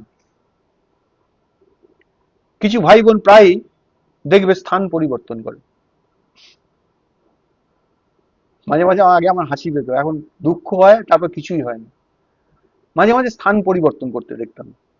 এটা হচ্ছে কি ধরো বাসা পাল্টায়, কেউ কেউ আছে বসার জায়গা পাল্টায়, শোবার জায়গা পাল্টায়, ঘরের পজিশন পাল্টায়, নানা রকম আছে। এইগুলো যে করে প্রভুর আদেশে নয়, বরং তারা যেখানে থাকে সেখানে তারা অসন্তুষ্ট, অর্থাৎ স্বস্তিকর হয় না বলে এটা করে। আমরা বলতে পারি আরাম তাদের জীবনের পথ হয়ে উঠেছে, আরাম তাদেরকে টেনে নিয়ে যাচ্ছে। আমার সঙ্গে কি 1 ঘন্টাও জেগে থাকতে পারলেন? আরাম তাদেরকে টেনে নিয়ে যাচ্ছে। এরা কিন্তু প্রভুর হাতে খুব কম কাজে লাগে, অলমোস্ট এদের কোনো ইউটিলিটি নেই প্রভুর কাছে। কিছু ভাই বোন কেউ আরামদায়ক জীবনেই থাকতে পারে, তাদের জীবনযাত্রার মান যদি একটু কমে যায়, সামান্য কমে যায়, তাহলে তারা শেষ হয়ে যায়। এরা প্রভুর জন্য খুব কম কাজে লাগে। দৌড় প্রতিযোগিতায় আমাদের দেহকে দাস বানাতে হবে। আবার বলছি, কাজের ডাক এলে আমাদের পরিস্থিতির দ্বারা আমরা প্রভাবিত হব না। যে কোনো সার্কামস্টেন্স থাকুক না কেন, আমরা তার দ্বারা প্রভাবিত হব না। এর অর্থ হলো আমরা কাজ চালিয়ে যেতে পারবো, এমনকি যখন আমাদের নিম্নমানের জীবনে থাকতে হবে তখন। যদি আমরা এটা করতে না পারি, তবে আমাদের অভ্যস্ত মানের নিচে পরিস্থিতি নামলেই, যেটা আমাদের স্ট্যান্ডার্ড সেট হয়ে গেছে, তার থেকে একটু যদি ডিটোরিয়েট করে, তাহলেই আমরা ব্যাক গিয়ার মারবো, পিছিয়ে যাবো। এর মানে এই নয়, আবার বলছি, যে যাদের নিম্নমানের জীবন বা নিম্নমানের জীবনে যারা অভ্যস্ত হয়ে গেছে তারা কঠিন পরিস্থিতিতে টিকে থাকবে, তার মানে এই নয়। অনেক দরিদ্র ভাই আছে শারীরিকভাবে ভেঙে পড়ে যখন তারা তাদের সেই স্ট্যান্ডার্ডের জীবন থেকে একটু নিচে পড়ে যায়, তারাও ভেঙে পড়ে। তারা নিজেদেরকে অতিরিক্ত ভালোবাসে, আর তারা তাদের দেহকে কখনোই দাস বানায়নি, কখনোই দাস বানায়নি। আরেকটা উদাহরণ বলি এই প্রসঙ্গে, অসুস্থতা, ভেরি ইম্পর্টেন্ট। অসুস্থতা বা দুর্বলতার সময় দেহ সাধারণ তুলনার সময় বেশি কিছু ডিমান্ড করে, এটা স্বাভাবিক। অনেক প্রভুর কর্মী নিজেদেরকে এত ভালোবাসেন যে সামান্য অসুস্থ হলেই কাজ থেকে অব্যাহতি নেন। আজকে শরীরটা ঠিক নেই, একটু ছুটি চায়। আচ্ছা, পৌল কি কখনো তার চোখে ব্যথা হলে কাজ থামিয়ে দিতেন? গালাতীয়দের পত্রটা ভালো করে পড়বে, আমি হিস্ট্রিটা পড়ছিলাম। পৌল যখন গালাতীয়দের চিঠিটা লিখছিলেন, তখন পৌলের চোখে ম্যাসিভ প্রবলেম ছিল, ম্যাসিভ প্রবলেম ছিল, মানে ভালো করে দেখতে পারতেন না। এখন আমরা বলতাম চোখে কনজাংটিভাইটিস, অমুক তমুক, আরো কত কিছু হয়েছিল পৌলের জানি না, কিন্তু ম্যাসিভ প্রবলেম ছিল পৌলের চোখে। গালাতীয় পত্রটা যখন তিনি লিখছিলেন, তখন তার চোখটা অত্যন্ত দুর্বল ছিল। আর এই জন্যই তিনি লিখেছিলেন গালাতীয় 6:11 দেখো আমি কত বড় বড় অক্ষরে তোমাদের কাছে আমার নিজের হাতে লিখছি। কথাগুলো ভালো করে বাইবেলে পড়বে, আমি কত বড় বড় হরফে তোমাদের কাছে এই চিঠিটা আমি নিজের হাতে লিখছি। অনেক চিঠি পৌল মুখে বলতেন, তিমোথি হোক, মার্ক হোক, ওরা লিখে দিত। পৌল গালাতীয়দের বলছে আমি কত বড় বড় করে নিজের হাতে তোমাদের কাছে চিঠিটা লিখছি। তার মানে ওটা লিখতে ওনাকে কষ্ট করতে হচ্ছিল। যদি পৌল তার চোখ ভালো হওয়া অবধি অপেক্ষা করতেন, তাহলে তিনি প্রত্যেকদিন, আমরা জানি তিনি কাজ করতেন, তিনি তাঁবু বানানো কর্মী ছিলেন। ওই তাঁবু বানানোর আগে, তাঁবু বানাতে গেলে সুত সুতোর কাজে লাগে তো, তিনি যদি চোখ ভালো হওয়া অবধি অপেক্ষা করতেন, তাহলে তিনি কি কখনো তাঁবু বানাতেন? বানাতেন না, কারণ তাঁবু বানানোতে দৃষ্টিশক্তি লাগে। তবুও তিনি দিনের বেলা কাজ করতেন এবং রাতে তাঁবু বানাতেন। এই চোখের কারণে তিনি কিন্তু কখনো থামেননি। যদি তিমোথিওকে পড়লে যে চিঠি লিখছিলেন পড়ে দেখবে, যদি তিমোথিওর পেটের প্রবলেম ছিল, যদি তিমোথিও পেট ভালো হওয়ার অপেক্ষা করতেন কাজ চালিয়ে যাওয়ার আগে, তবে পৌলের যে মিনিস্ট্রিটা তিমোথি যেটা কন্টিনিউ করেছে, সেটা চালিয়ে যাওয়ার কেউ থাকতো না। কারণ তিমোথিওর পেট কখনোই ভালো হয়নি, বাইবেল রেকর্ড করছে। তুমি যে বারে বারে পেটের রোগে বলো, পৌল লিখছেন, হ্যাঁ, বুঝতে পারছো, মানে কখনোই ভালো হয়নি।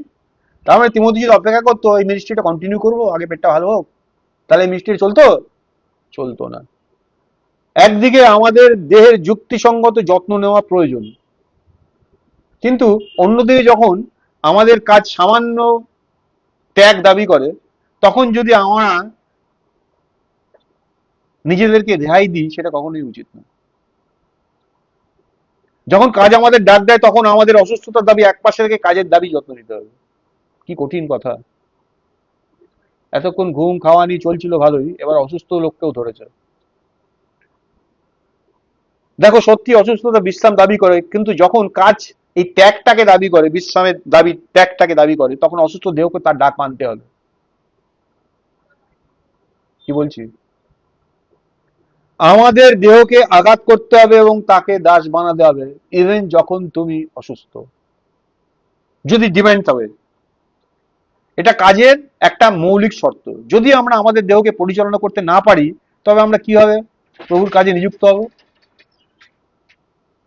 যদি প্রভুর একজন দাস গুরুতর অসুস্থ হন এবং প্রভু তার উপর বিশেষ বোঝা আরোপ না করেন, আবার বলছি, যদি প্রভু একজন দাস সিরিয়াসলি অসুস্থ হয়েছে আর প্রভু তার উপর কোনো কাজের দায়িত্ব দেননি, তবে তার অসুস্থতার যত্ন নেওয়াটা সঠিক, এটা করতেই হবে। গির্জা জানবে কি করতে হবে এবং অন্য সহকর্মীরাও জানবে কি করতে হবে, এটা ঠিক। কিন্তু যদি কাজের প্রয়োজন থাকে এবং প্রভুর আদেশ স্পষ্ট হয়, তবে তিনি অসুস্থতার দ্বারা বাঁধা থাকতে পারবেন না। কখনো কখনো অসুস্থতার জন্য সময় থাকে না। আমাদের অসুস্থতার জন্য অসুস্থতার যত্ন সাময়িকভাবে একপাশে সরিয়ে রাখতে হবে। এটা এমন একটা পাঠ যা আমাদের সকলকে শিখতে হবে, সকলকে শিখতে হবে। আর এই যে নীতিটা, এটা শুধু অসুস্থতার ক্ষেত্রেই নয়, সাধারণ যন্ত্রণার ক্ষেত্রেও প্রযোজ্য। কখনো কখনো আমরা এতটাই শারীরিক যন্ত্রণায় থাকি যে মনে হয় আমাদের দেহ আর সহ্য করতে পারছে না। অনেকের হয় এটা। সাধারণ সময় আমাদের উচিত ওই দেহকে যথাযথ বিশ্রামে রাখা, নাহলে ঠিক হবে না তো, রেস্টে রাখা, এবং যথাযথ চিকিৎসা দেওয়া দেবে সাধারণ অবস্থায়। তার যা যা চাহিদা আছে সেই চাহিদাগুলো যত্ন নেওয়া, সেগুলোকে পূরণ করা। যদিও আমাদের দেহ এই যন্ত্রণার সময় আছে যেহেতু, কিন্তু যখন প্রভুর কাজ আমাদেরকে কিছু করতে আদেশ করে, তখন আমাদের তা করতে হবে, যদি আমাদের দেহ সেই সময় যন্ত্রণার মধ্যে থাকে তথাপি।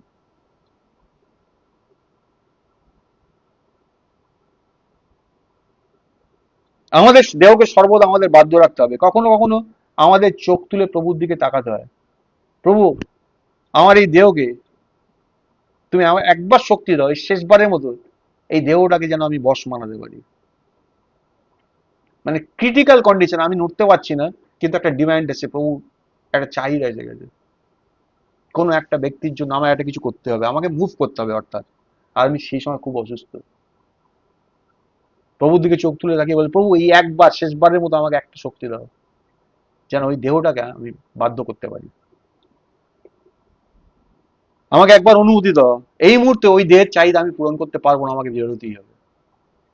সিমসনের ঘটনা মনে করুন, যখন তার চোখ অন্ধ করে দিয়েছে, সবকিছু করে দিয়েছে, জেলখানায় কয়েদ করে রেখেছে, শেষকালে ঈশ্বরের কাছে প্রার্থনা করছি, ঈশ্বর আর একবার আমাকে এনাবাইটমেন্ট দাও, তুমি তো আমাকে প্রথম থেকে অত শক্তি দিয়েছো, আর একবার শেষবারের মতো দাও।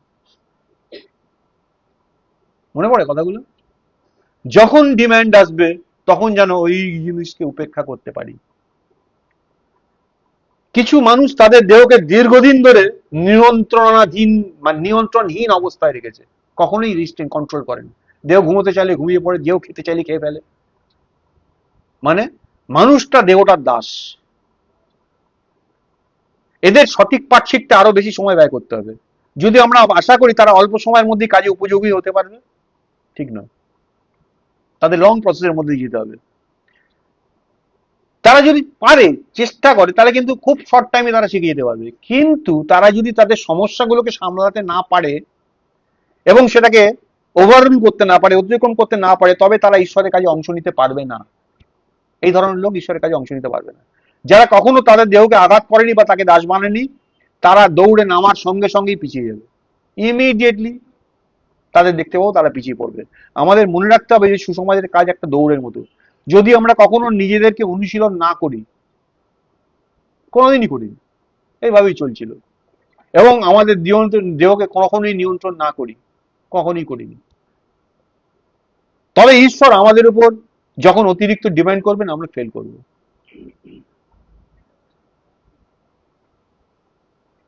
দুজন মানুষ ক্ষেত্রে ছিল, লেখা আছে।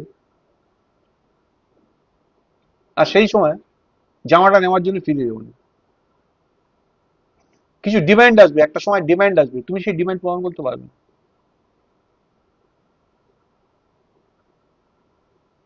ঈশ্বর যখন আমাদের উপর অ্যাডিশনাল ডিমান্ড করবেন, অতিরিক্ত দাবি করবেন, আমরা ফেল করবো।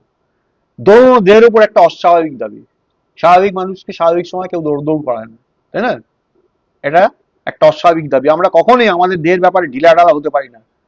প্রভুর সমস্ত মহান দাস যাদের বিষয়ে তুমি লেখা আছে বাইবেলে, ইভেন পরবর্তীকালেও যারা যাদের সম্বন্ধে শুনেছো বা পড়েছো, এই সমস্ত মহান দাস তার কঠোর নিয়মের অধীনে থাকে। তারা সবাই নিজেদের উপর, নিজেদের দেহের উপরে কঠোর নিয়ন্ত্রণ চালায়। যদি আমরা আমাদের দেহকে নিয়ন্ত্রণ না করি, তবে অতিরিক্ত প্রয়োজনের মুখোমুখি যখনই হব, আমরা ফেল করব। যখনই ডিমান্ড আসবে, আমরা ফেল করব। সব অস্বাভাবিক ও মূল্যবান কাজই অস্বাভাবিক দাবির অধীনে সম্পন্ন হয়। সব অস্বাভাবিক আর সব মূল্যবান কাজ, যত মিরাকলস দেখবে না, যে কাজগুলো একটা দৃষ্টান্ত স্থাপন করে গেছে, যেটা স্বাভাবিক দৃষ্টিতে অসম্ভব, এই কাজ করা যায় না, এগুলোকে মূল্যবান কলা বা জয় এবং অস্বাভাবিক কাজ বলা হচ্ছে। এই সমস্ত অস্বাভাবিক কাজ আর মূল্যবান কাজ অস্বাভাবিক দাবির অধীনেই সম্পন্ন হয়। এই কাজগুলো তারাই কমপ্লিট সম্পন্ন করতে পেরেছে যাদের উপর অস্বাভাবিক ডিমান্ড ছিল। যারা ওই জীবন যাপন করেছে তারা ওই কাজগুলো করতে পেরেছে, অন্যরা পারেনি। ভালো করে বুঝতে হবে। যদি আমরা আমাদের অস্বাভাবিক দাবির অধীনে কাজ করতে না পারি, তবে আমরা কখনোই উপযোগী হতে পারবো না। আমাদের ঢিলে ঢালা হওয়া উচিত নয়, আমাদের দেহকে শিথিল হতে দেওয়া উচিত নয়। আমাদের লাগাম শক্ত করে ধরে রাখতে হবে এবং দেহকে কঠোর নিয়ন্ত্রণের মধ্যে আনতে হবে। আমাদের ঘুম ত্যাগ করতে সক্ষম হতে হবে, খাদ্য ত্যাগ করতে সক্ষম হতে হবে, আরাম ত্যাগ করতে সক্ষম হতে হবে, স্কিল্ড হতে হবে যখনই আমাদের ডাক দেওয়া হবে। অর্থাৎ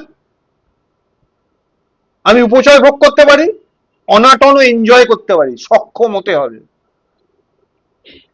মানে যখনই আজকে নিরামিষ রান্না হলো, শরীরটা দুর্বল হয়ে পড়লো।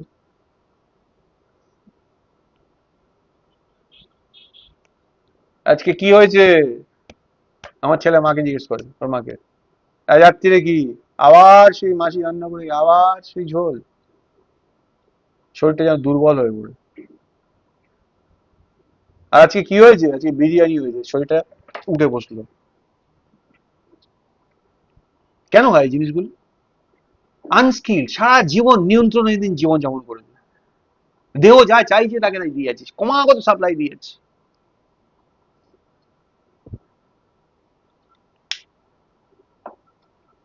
আমাদের লাগাম শক্ত করে ধরে রাখতে হবে এবং দেহকে কঠোর নিয়ন্ত্রণে রাখতে হবে। আজ আমরা আমাদের দেহকে কাজের সঙ্গে নিয়ে চলি এবং এমনকি যখন আমাদের দেহ অসুস্থ বা যন্ত্রণায় থাকে, তখনও তাকে আমাদের বাধ্য রাখতে হবে। এটা ছিল যে বিষয়টা, দেহকে আঘাত করে বসায় রাখা। আর দ্বিতীয় পয়েন্ট আজকে যেটা দেখবো সেটা হচ্ছে ডিলিজেন্ট, পরিশ্রম।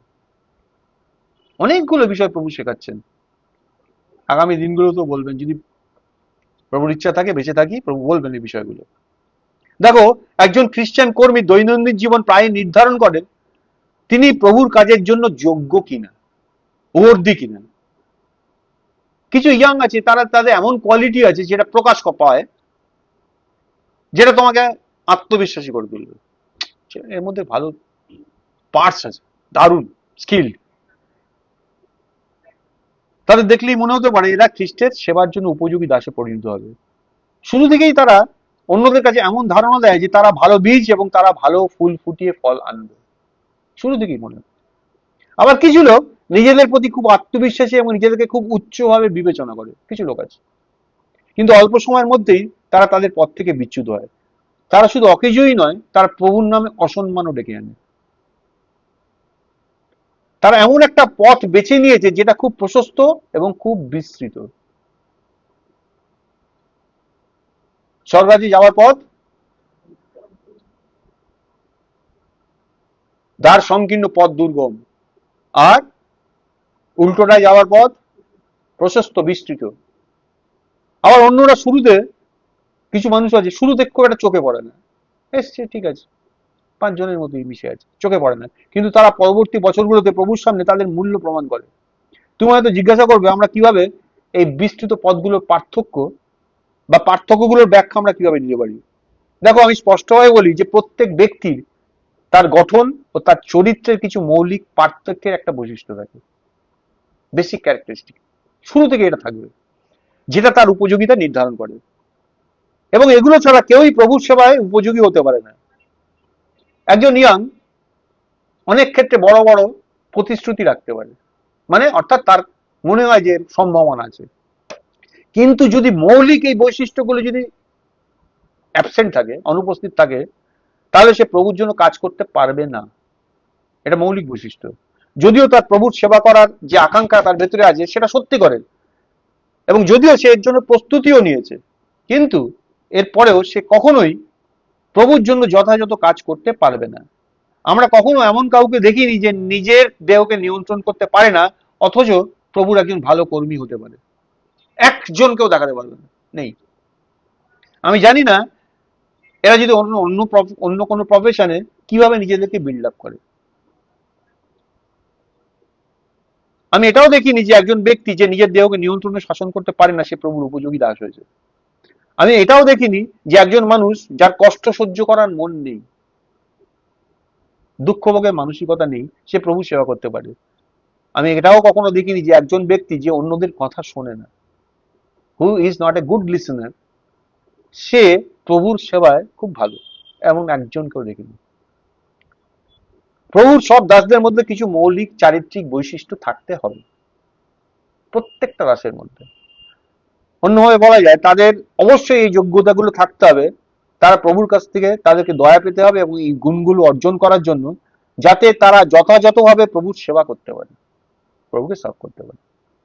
প্রভুর সেবা সহজ নয়, বাইরের মানুষকে ভেঙে ফেলা এবং গড়ে তোলার মধ্যে একটা প্রক্রিয়া আছে, বাইবেলে আমরা বহুদিন পড়েছি। আর তোমরা সেই পুরাতন মনুষ্যকে ত্যাগ করার নতুন মনুষ্যকে পরিধান করো। আচ্ছা বলো তো, কজন করতে পেরেছো?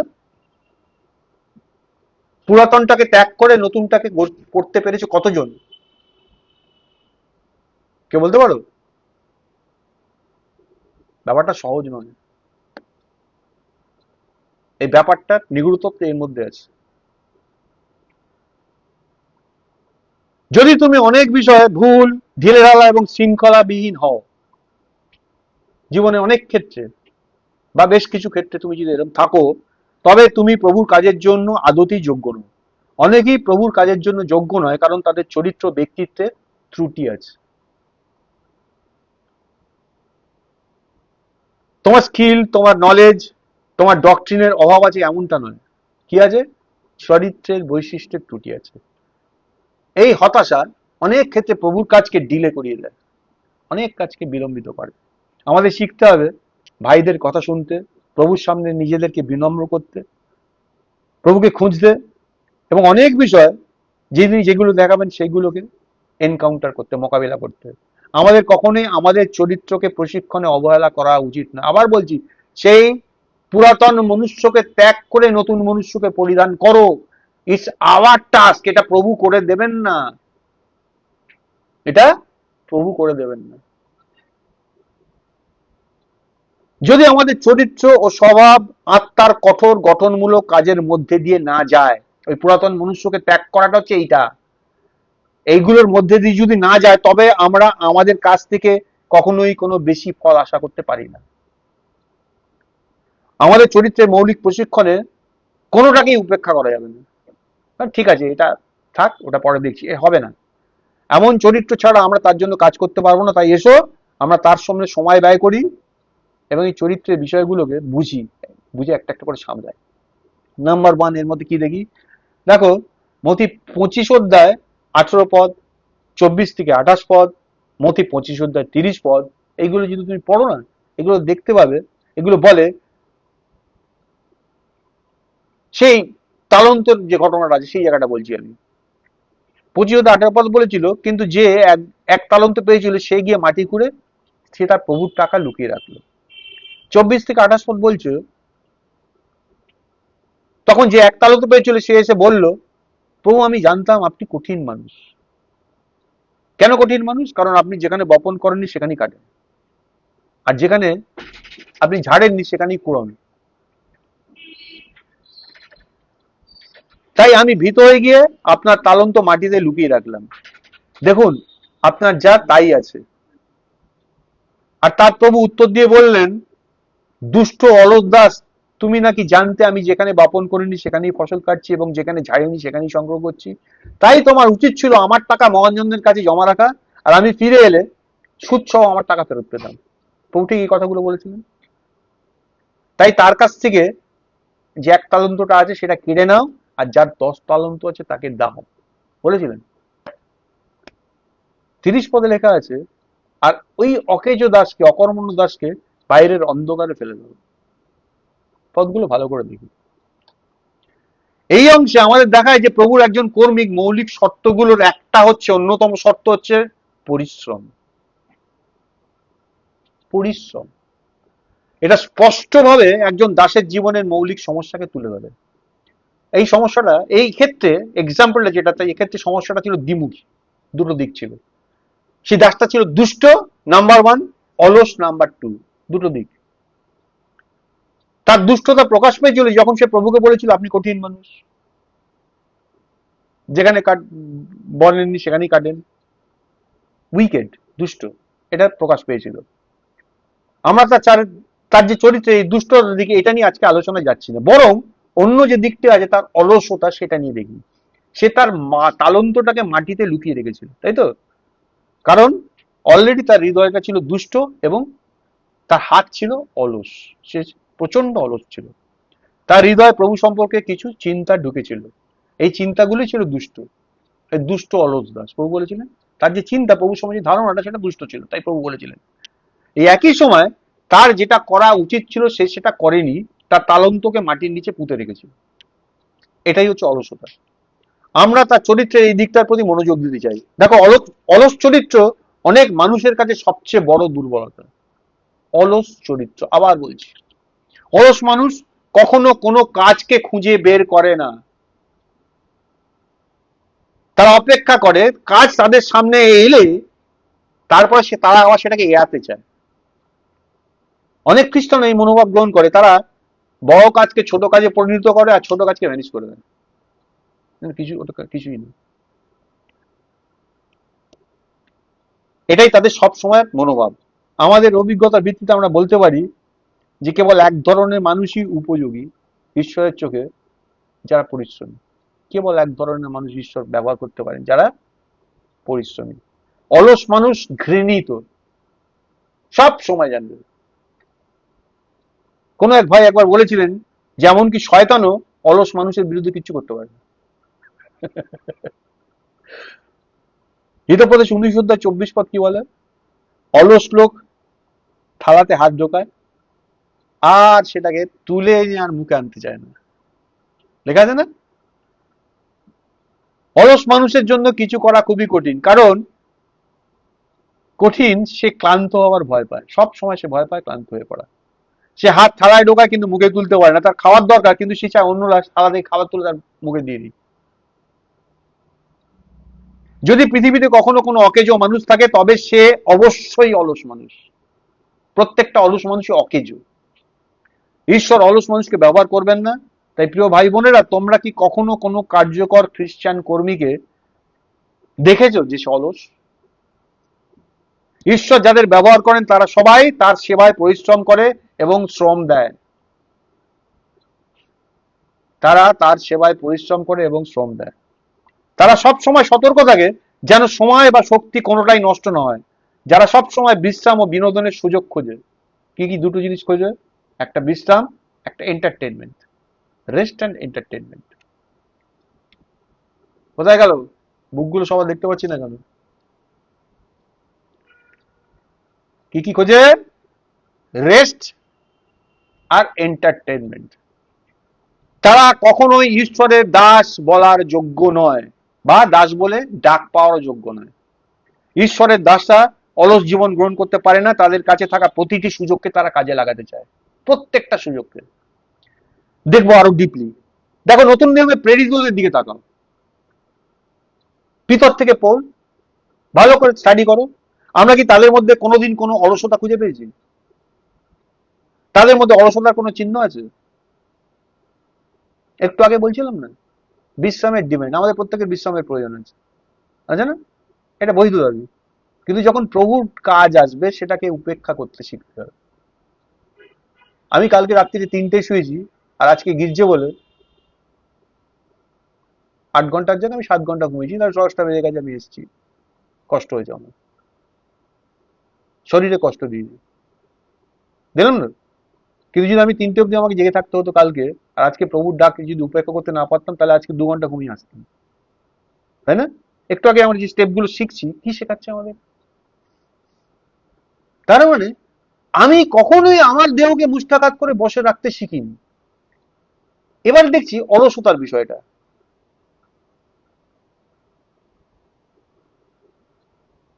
পৌল বলছেন তুমি বাক্য প্রচার করো, 2 তিমথিও যদি 4 অধ্যায় 2 পদ দেখি, সময় অসময় কার্যে অনুরক্ত হও। অর্থাৎ সময় অসময় বাক্য প্রচার করো, সময় অসময় কাজে অনুরক্ত হও, সম্পূর্ণ সহিষ্ণুতা শিক্ষাদান পূর্বক অনুযোগ করো, ভৎসনা করো, চেতনা দাও। তিমথিকে লিখছেন পৌল। বাক্য প্রচার অবশ্যই সময় মতো এবং সময়ের বাইরেও করতে হবে। ঠিক একইভাবে একজনকে পরিশ্রমী হতে হবে। যে পরিশ্রমটা কখন? যখন সময় আছে তখন পরিশ্রমী, যখন সময় নেই তখনও পরিশ্রমী। অর্থাৎ সময় মতো এবং সময়ের বাইরে। সময় অসময় মানে as per need, as per not needed, উভয় ক্ষেত্রেই এটা হতে হবে। প্রভুর একজন কর্মীকে সবসময় পরিশ্রমী হতে হবে। সব প্রেরিতই অত্যন্ত পরিশ্রমী ছিলেন। পৌল যে বিপুল পরিমাণ কাজ করেছেন সেটা একবার ভাবো। আমরা হয়তো খুব বড় জোর 80 বছর বাঁচবো টেনে টুনে, তবু তিনি যা করেছেন, পৌল যেটা করে গেছেন, তার 10 ভাগের 1 ভাগও করতে পারবো না। আমাদের বুঝতে হবে যে প্রভুর সব দাসী পরিশ্রমী। পৌলের সব কাজগুলোকে যদি বিবেচনা করো, তাহলে দেখতে পাবে যে তিনি সত্যি পরিশ্রমী ছিলেন, তার মধ্যে কোনো অলসতা ছিল না। তিনি হয়তো এক স্থান থেকে আরেক স্থানে ভ্রমণ করেছিলেন, এবং যেখানে যেখানে সুসমাচার প্রচার করেছিলেন, অথবা পার্সোনালি ব্যক্তিগতভাবে যাদের সঙ্গে গভীরভাবে আলোচনা করেছিলেন, তিনি তাদের শিক্ষা দিচ্ছিলেন। কন্টিনিউলি তিনি কাজের মধ্যে ছিলেন। এমনকি তিনি যখন কারাগারে ছিলেন, পৌলের জীবনে অনেকটা সময় তিনি কারাগারে কাটিয়েছেন, তখনও তিনি তার এই চিঠিগুলো, মূল্যবান চিঠিগুলো লিখছিলেন। যে চিঠিগুলো আত্মিক প্রকাশের শিখরে পৌঁছেছিল, সেগুলো সবই তার কারাগার থেকে লেখা। যদিও তিনি কারাগারের দেয়ালের মধ্যে বাঁধা ছিলেন, কিন্তু ঈশ্বরের বাক্য বাঁধা ছিল না। পৌল যদি, আমি তো আর জেলে আছি, আর কি হবে, কবে জামিন পাবো তবে দেখা যাবে, এই মনোভাব দিয়ে যদি থাকতেন, তাহলে এপিস্টেল গুলো থাকতো, বাইবেলে অ্যাড হতো, এই শিক্ষাগুলো কোনোদিন জানতে পারতে? পবিত্র আত্মা কি, তার পরাক্রম কি, এগুলো জানতে? তাহলে এগুলো ঈশ্বরের কাজ। এগুলো ঘটে গেছে, কখন ঘটে গেছে? পৌল যখন ওই কন্ডিশনে থেকেও তার কাজ চালিয়ে গেছে। পৌল সত্যি একজন পরিশ্রমী মানুষ ছিলেন। তিনি তার প্রভুর মতো ছিলেন। পৌলের প্রভুর মতো ছিলেন, যিনি কখনো অলস ছিলেন না। এই লেথার্জিক জিনিসটা ডেঞ্জারাস। নতুন নিয়মের মূল ভাষায় এই অলসতার জন্য 3টে গ্রিক শব্দ আছে নিউ টেস্টামেন্টে। প্রথমটা হলো আর্গাস, ARGOS, দ্বিতীয়টি নথরস, আর তৃতীয়টা অকেনেরস। 3টে গ্রিক শব্দ, 3টি অলসতার ক্ষেত্রে ব্যবহার হয়েছে আলাদা আলাদা করে। এই 3টে শব্দকে অলসতা বোঝায়। এগুলো নতুন নিয়মে ডিফারেন্ট ওয়েতে অনুবাদ করা হয়েছে। যেমন প্রথম তিমথিও 5 অধ্যায় 13 পদ যদি তুমি দেখো, তুমি যদি রোমিও 12 অধ্যায় 11 পদ, ইব্রিয় 5 অধ্যায় 11, ইব্রিয় 6 অধ্যায় 12, এবং এবং মথি 12 অধ্যায় 36, 20 অধ্যায় 3, 6 অধ্যায় 2, প্রত্যেকটা অলসতা নিয়ে বলেছে, প্রত্যেকটা আলাদাভাবে ব্যবহার করা হয়েছে। এমনকি দ্বিতীয় পিতর 1 অধ্যায় 8 পদ এবং ফিলিপিও 3 অধ্যায় 1 পদ, তিতে 1 অধ্যায় 12 পদ, সব জায়গায় তুমি এই বিষয়গুলো পাবে। এই শব্দগুলো অলস বা অলসতাপূর্ণ বা ধীরগতি বা বিরক্তিকর বা নিস্তেজ এই হিসাবে ব্যবহার করেছে।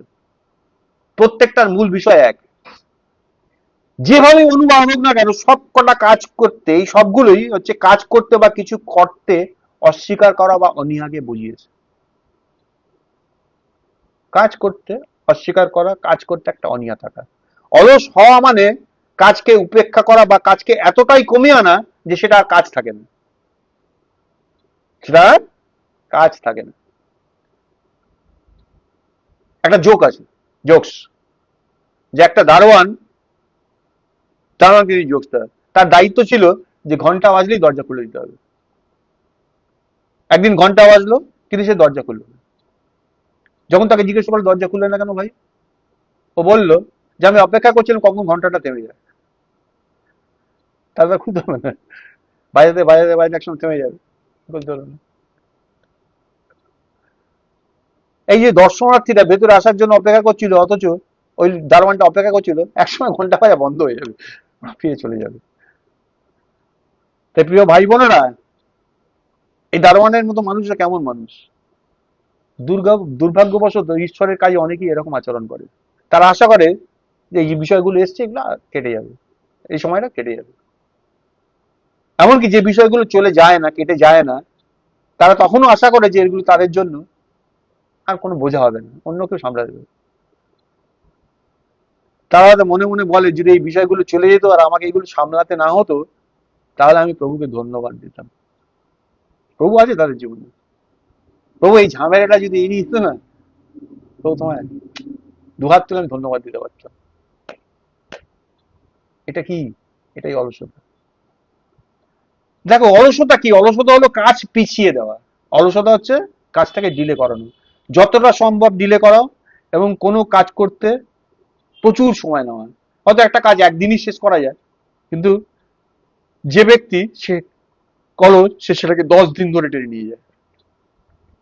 একটা কাজ 1 মাসে শেষ করা যায়, কিন্তু সে সেটাকে 3 মাস ধরে টেনে নিয়ে যায়।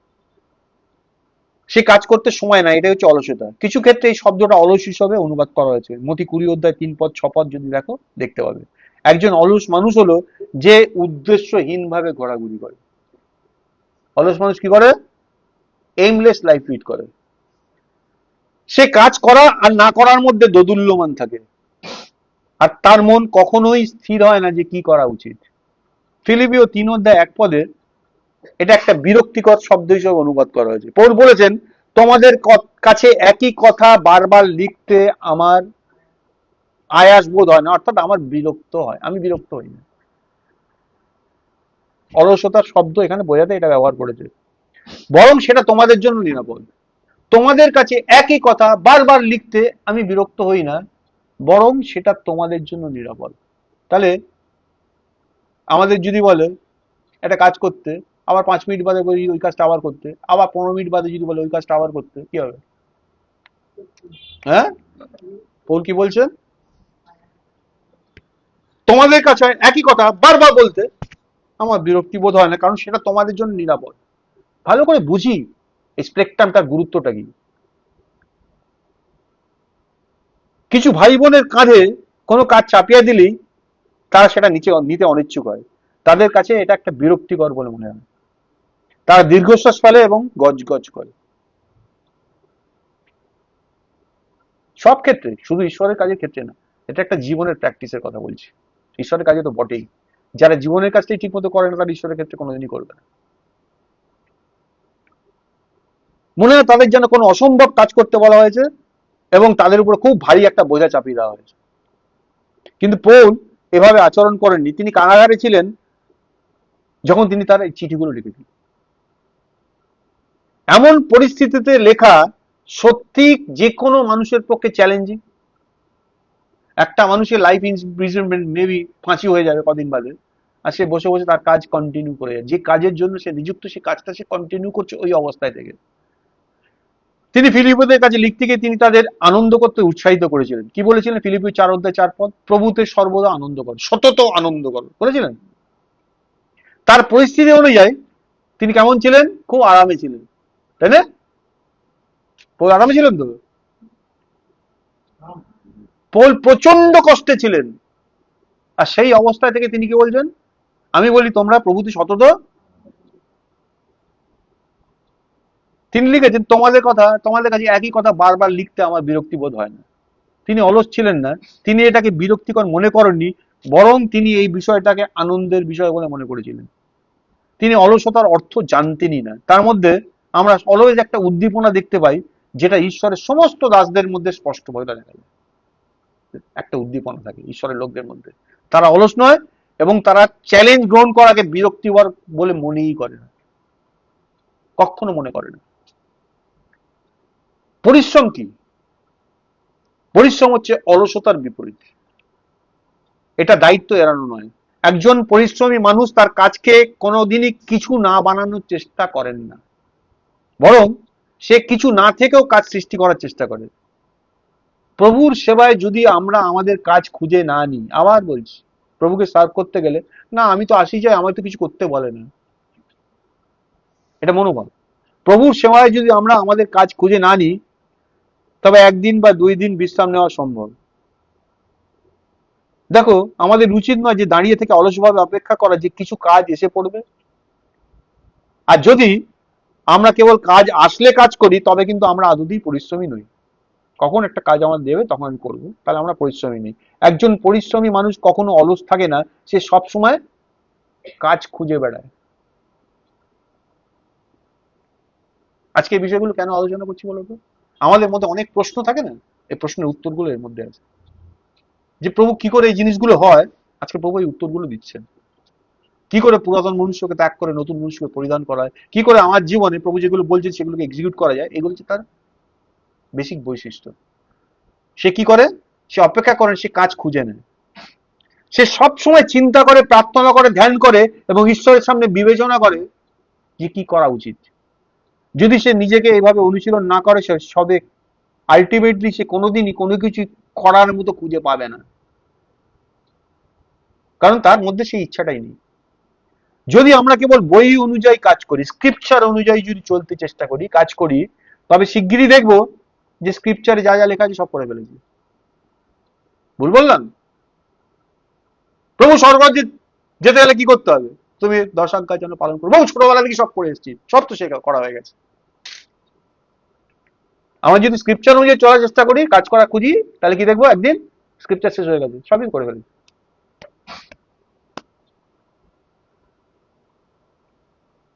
আমাদের উচিত ঈশ্বরের সেবায় অনেক কাজ খুঁজে বের করা বা খুঁজে পাওয়ার প্রত্যাশা করা।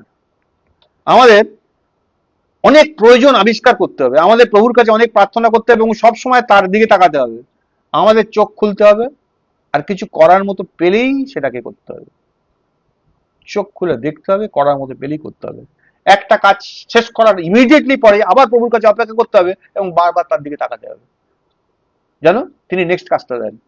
আর কিছু করার মতো পেলেই তা হাতে নিতে হবে, সেটা শেষ করে আবার ঈশ্বরের ইচ্ছা খুঁজতে হবে এবং আরেকটা কাজ হাতে নিতে হবে। এটা হচ্ছে পরিশ্রমী মানুষের কাজ, এটা ঈশ্বরের সেবা করার অর্থ। প্রভু বলেছেন, আমার পিতা এখনো পর্যন্ত কাজ করে চলেছেন এবং আমিও কাজ করছি। জন 5:17। প্রভু তখন পৃথিবীতে রয়েছেন, তিনি বলছেন আমার পিতা এখনো পর্যন্ত, বাইবেল অনুযায়ী আমরা কি জানি, স্ক্রিপচার অনুযায়ী, আর ঈশ্বর ষষ্ঠ দিন সবকিছু মানে সপ্তম দিন বিশ্রাম নিলেন। ঈশ্বরের বিশ্রামের ফেস চলছে, সেটা ধরে বসে আছে। যিশু কি শেখালেন? আমার পিতা এখনো পর্যন্ত কাজ করে চলেছেন আর আমিও কাজ করে চলেছি, বলছে এখনো পর্যন্ত। তিনি যখন কথাটা বলছেন টিল ডেট, আর আমরা জানি সেই এখনটা এখন, আজকেও। আমরা কখনোই এই পথটাকে পরিবর্তন করে বলতে পারি না যে আমার পিতা এখন পর্যন্ত বিশ্রাম করেছেন তাই আমিও বিশ্রামে আছি। সপ্তম দিনে ঢুকে গেছি, সপ্তম দিনই করে দিয়েছেন, তিনিও বিশ্রামে আছেন, আমিও বিশ্রামে আছি, বলতে পারি না। অলসতা আমাদের পথ নয়, আমাদের পথ হওয়া উচিত আমার পিতা এখনো পর্যন্ত কাজ করছেন আর আমিও কাজ করছি, এটা হওয়া উচিত পথ। আমাদের উচিত প্রভুকে জিজ্ঞাসা করা, প্রভু আমার জন্য তোমার কাছে কি কাজ আছে? সমরীয় নারীর সাথে কথোপকথনের কথাটা মনে করো, যোহানের পত্র আমরা যেটা পড়েছিলাম। প্রভুর কথোপকথনের পর তিনি শিষ্যদেরকে একটা অদ্ভুত প্রশ্ন করেছিলেন। প্রভু বলেছিলেন, যখন 4:35 যদি দেখো, সেখানে বলে বলছিলেন, তোমরা কি বলো না যে এখনো 4 মাস আছে?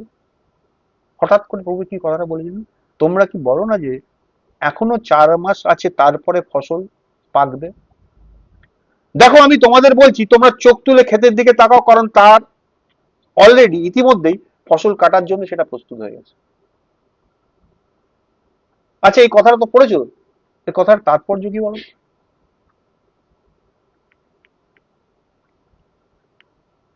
তার শিষ্যদের মধ্যে ফসল প্রস্তুত হতে এখনো 4 মাস লাগবে। সবে কাঁচা, এখন ধরছে সবে, এখনো 4 মাস লাগবে। কিন্তু প্রভুর মতে ফসল অলরেডি এসে গেছে। মানুষের দৃষ্টিতে 4 মাস অপেক্ষা করতে হবে, কিন্তু প্রভু বললেন তোমাদের চোখ তুলে তোমরা ক্ষেতের দিকে তাকাও, কারণ ইতিমধ্যেই ফসল কাটার জন্য প্রস্তুত হয়ে গেছে। আজকে অভাব হলো এমন মানুষের যারা তাদের চোখ তুলে তাকাবে। সবাই কাজ করার জন্য 4 মাস অপেক্ষা করে আছে, 4 মাস তার আসে না। আজ অনেকেই ঈশ্বরের পথে যাত্রা করার পরিবর্তে ঘরে লুকিয়ে আছে। তাদের চোখ আজ ঈশ্বর কি করছেন তার দিকে নেই, বরঞ্চ জন 5 অধ্যায় 17 পদে বহু যেমন বলেছেন তিনি সব সময় তার পিতার দেওয়া কাজ করছেন। আজকে অনেকেই কাজ করার পরিবর্তে সেই 4 মাস অপেক্ষা করতে চায়, ঈশ্বরের পথে যাত্রা করার পরিবর্তে ঘরে লুকিয়ে আছে। জন 4 অধ্যায় 35 তিনি আমাদের বলেছেন চোখ তুলে তাকাতে। যদি আমরা চোখ তুলে না তাকাই তবে আমরা কিছুই দেখতে পাবো না। চোখ তুলে তাকালে কি দেখতে পাবো?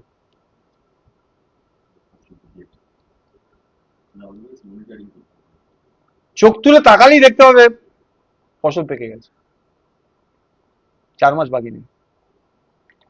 কাজের বিষয় সম্পূর্ণভাবে পরিশ্রমের সঙ্গে রিলেটেড। আমার পরিশ্রম করে মানসিকতা থাকলে আমার কাছে কাজ থাকবে। এটা আমাদের বিবেকের সঙ্গে জড়িত, এটা আমাদের হাতে আছে। অর্থাৎ মানে এইভাবে এটা হচ্ছে আমাদের হাতে যেটা আছে সেটার যত্ন নেওয়ার বিষয় নয়, বরং চোখ তুলে কাজ খুঁজে নেওয়ার বিষয়। আমার হাতে এখন কোনো কাজ নেই, তো বলছি প্রচুর কাজ আছে, চোখ তুলে তাকালেই দেখতে পাবে। ঈশ্বরের অনেক বিষয়ে ঈশ্বর কাজ করে চলেছেন এবং কার্যকর হচ্ছেন, আর আমাদের চোখ তুলে সেটা খুঁজে বের করতে হবে। আমাদের চোখ তুলে দেখতে হবে ফসল এসেছে কিনা। একবার যদি আমরা তাকাই তাহলে আমরা আমাদের কাজ খুঁজে পাবো। কত অদ্ভুত যে এত মানুষ এত অলস বলে মনে হয় যে তাদের কিছুই করার মতো নেই। যারা কাজ করার ইচ্ছা রাখে তারা সব সময় কাজ খুঁজে পায়। আমার বাবা যখন প্রথম প্রভুপদে এসেছিলেন, আমার বাবাকে দেখতাম, বাবা পায়ার দোকান করতেন, এ করতেন, যাই করতেন না কেন, বাবার কাজের প্যাটার্নটা পাল্টে গেল। আগে করতেন মাংস, বাবা খেতে ভালোবাসতেন, মাটন খেতেন, মাংসের দোকানে গিয়ে বসে থাকতেন। মাংস বাবার বন্ধু স্থানীয় ব্যক্তি, যখন মাংস বিক্রি বাটা হতো বাবা বসে থাকতেন, গল্প টল্প করতেন, আসার সময় মাংসটা কিনে নিয়ে আসতেন। বেস্ট মাংসটা, বেস্ট পার্টটা বাবা আনতেন, বাবাকে দিত। পরবর্তীকালে বাবা তখনও যেতেন, মাংসের দোকানে বসতেন, চায়ের দোকানে বসতেন, যেখানে যেতেন খালি ইয়েটা পাল্টে গেল। তখন মাংসের দোকানে গিয়ে প্রভুর কথা বলতেন, চায়ের দোকানে গিয়ে প্রভুর কথা বলতেন, মানে দৃষ্টিভঙ্গিটা বদলে গেল, দেখেছিলেন। যারা কাজ করার ইচ্ছা রাখে তারা সবসময় কাজ খুঁজে পায়, কাজ করার ইচ্ছা রাখলে সবসময় কাজ খুঁজে পায়। আর যারা কাজ করার ইচ্ছা রাখে না তারা সব সময় ভয় পায় যে এই বুঝি কাজ ঘাটের উপরে এসে পড়বে,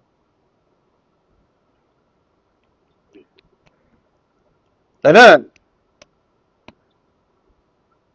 অফিস ছুটি হলে কিরকম হয়? সপ্তাহে যারা চাকরি করে 6 দিন অফিস থাকে, কারো কারো 5 দিন থাকে, স্যাটারডে সানডে ছুটি থাকে। ছুটির দিনে কিরকম হয়? আনন্দ হয় না? হ্যাঁ। আর যখনই ছুটি হয় বাড়িতে মনে করবে যে ছুটি হলে বাড়িতে সারা সপ্তাহের কাজ জমে আছে, ওই দিনকে তোমায় কি করতে হবে। কিরকম মনে হয় তখন ছুটি? হ্যাঁ, ছুটি না হলেই ভালো হতো, অফিসটার থেকে ভালো ছিল। একজন পরিশ্রমী মানুষ সব সময় ঈশ্বরের অপেক্ষায় থাকে, যত তাড়াতাড়ি সে অবসর পায় সে প্রভুর কাছে যায় এবং কাজ খুঁজে পায় বা কাজ খুঁজে নেয়। সে সব সময় কাজ করার সুযোগ খোঁজে। যারা সব সময় কিছুই করে না তাদের একটাই কারণ আছে, তারা অলস জীবনে অভ্যস্ত। কি বললাম শুনতে পেলি? তারা অলস জীবনে অভ্যস্ত, তারা অলস জীবন যাপন করে, তারা প্রকৃতিগতভাবে অলস। যখন তাদের হাতে কিছু দেওয়া হয় তারা এমন কাজ শেষ করতে 10 দিনের বেশি সময় নেয় যেটা অন্যরা একদিনই শেষ করে, কারণ তাদের কাজ করার কোনো প্রেরণাই নেই, ইন্সপিরেশন নেই।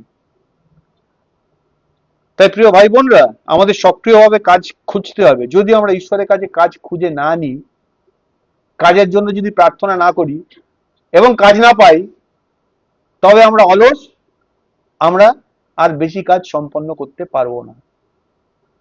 আমাদের মধ্যে যদি আরো 5 বা 10 বছরের দেওয়া হয় আমাদের লাইফ বাড়িয়ে, তো আমরা আমাদের কাছে খুব বেশি দূর এগোতে পারবো না।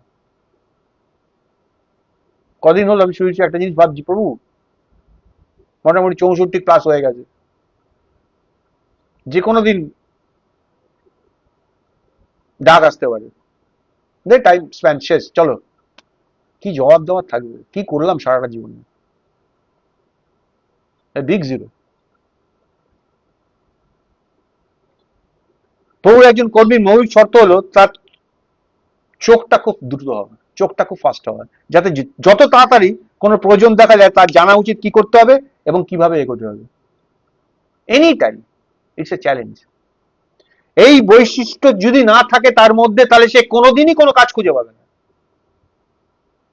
একটা মানুষ আমি ভাবি যে সারাদিন একটা জগতের মানুষ, সেও তবু কিছু করে, ঈশ্বরের লোকদের ক্ষেত্রে যারা ঈশ্বরের বিষয়ে জানে, সত্যটাকে জানে, তাদের মধ্যে এমন দেখেছি ওই একটা লাইফস্টাইলে সে অভ্যস্ত হয়ে গেছে,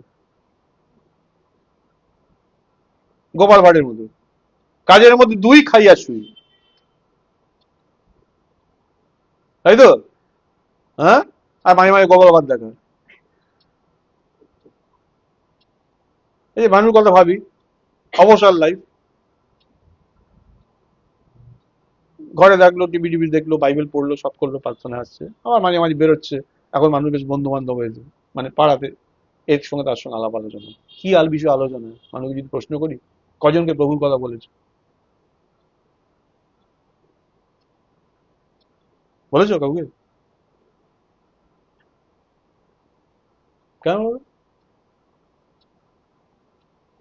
ওটা একটা জীবনের পার্ট হিসাবে হয়ে গেছে, একা একা বাড়িতে থাকি, বিপত্তিক মানুষ, এই তো ঘুরে ঘুরে সময় কাটায়, হাতে তো কাজ নেই। আমার হাতে কাজ নেই বলে তাই আমি এগুলো করছি, কাজ থাকলে এই কাজটা করতাম। যেদিনকে বলা হলো আজকে অমুক আসবে, ইলেকট্রিক্যাল লাইনে কাজ হবে, সেখানে মানুষ রেডি হয়ে বসে ইলেকট্রিক্যাল লাইনে কাজ করে, কাজ আছে হাতে। আর যেদিনকে নেই, ফ্রি। আমাদের হচ্ছে এটাই হচ্ছে আমাদের বেসিক ক্যারেক্টার। তাই জীবনটা শেষ লগ্নে যখন চলে আসবো, শেষ প্রান্তে পৌঁছে যাবো, একদিন তো হিসাব দিতে হবে। প্রভু কমিশন কি করেছিলেন? আর পৃথিবীর প্রান্ত পর্যন্ত যাও, সমস্ত সৃষ্টির কাছে সুসমাচার প্রচার করো। আজকে তুমি বা আমি যেটা জানতে পেরেছি, জগতের লোক তো ছেড়ে দিলাম, অনেক খ্রিস্টানও সেটা জানে না, জানে কি? হ্যাঁ, তো কোনোদিন বলেছি কাউকে গিয়ে যে আসলে প্রভু এটা বলতে চাইছে? টিভি গুলো খবর দেখছি, এবার ভোটে এই দল যদি আসে ভয়ঙ্কর ব্যাপার হবে, ও যদি আসে তবু কম্পারিটিভলি ঠিক হবে। প্রভুর কাছে প্রার্থনা করেছি, দৃঢ়তার সঙ্গে উপবাস করেছি একদিন, যে প্রভু যেন তোমার মনোনীত একটা দল আসে ক্ষমতায়, যে তোমার লোকদেরকে শান্তিতে থাকতে দেবে, যেন তোমার কিংডমটা আরো বিস্তৃত হতে পারে। বলে না, এটা কি আমার কাজ? বলছেন চোখ তুলে তাকাও, তুমি দেখতে হবে ফসল তৈরি হয়ে গেছে।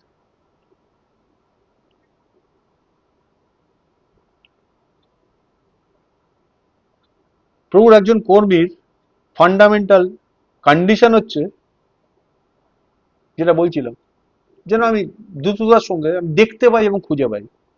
যত তাড়াতাড়ি কোনো প্রয়োজন দেখা দেয়, আমাকে জেনে নিতে হবে, আমি আমি নিজে থেকেই জানতে পারবো আমার কি করা উচিত।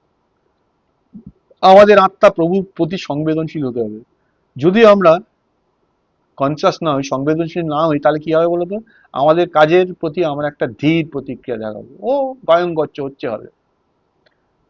আমাদের চোখ তোলার দিকে মনোযোগ দিতে হবে। প্রভু তার শিষ্যদের বলেছিলেন চোখ তুলে তাকাও, তোমরা কি দেখতে পাচ্ছ না? আজকে এক কথা বলছেন, তোমরা কি দেখতে পাচ্ছ না ফসল পেকে গেছে? আশ্চর্যজনক ভাবে যে কেউ প্রতিদিন ক্ষেতের পাশ দিয়ে যায়, কিন্তু দেখতে পায় না ফসল পেকে গেছে, প্রত্যেক দিন যাচ্ছে ক্ষেতের পাশ দিয়ে, কিন্তু ওইটা দেখার চোখ তাদের নেই। তারা যে ভাবে এখনো কিছুই ঘটেনি, আরো 4 মাস অপেক্ষা করতে হবে, তাদের মধ্যে এখন অপেক্ষা করতে হবে, একটা সঠিক টাইম আসবে, তারপরে একদিন বাম্পার কাজ করবে একটা। ওই সঠিক টাইমের অপেক্ষা তারা করছে, তারা কাজ খুঁজে পায় না। তাদের হাত ইতিমধ্যেই সেই জিনিসগুলো অলরেডি টাচ করে ফেলেছে যেটা তাদের করা উচিত, তবু তারা বলে কি করতে হবে তারা জানে না। এটা কতই না অদ্ভুত।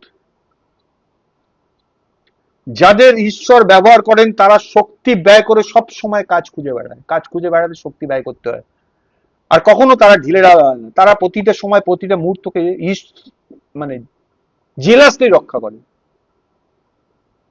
নষ্ট হয়ে গেল সময়টা, এইভাবে তারা ভাবে। এবং আজকে যেটা করার সেটা কখনোই কালকের জন্য ফেলে রাখে না। আবার কিছু মানুষ আছে তাদেরকে না ঠেললে তারা নড়ে না, জানো, ঠেলে ঠেলে তাদের নাড়াতে হয়। তারা হচ্ছে দাদুর ঘড়ির মতো,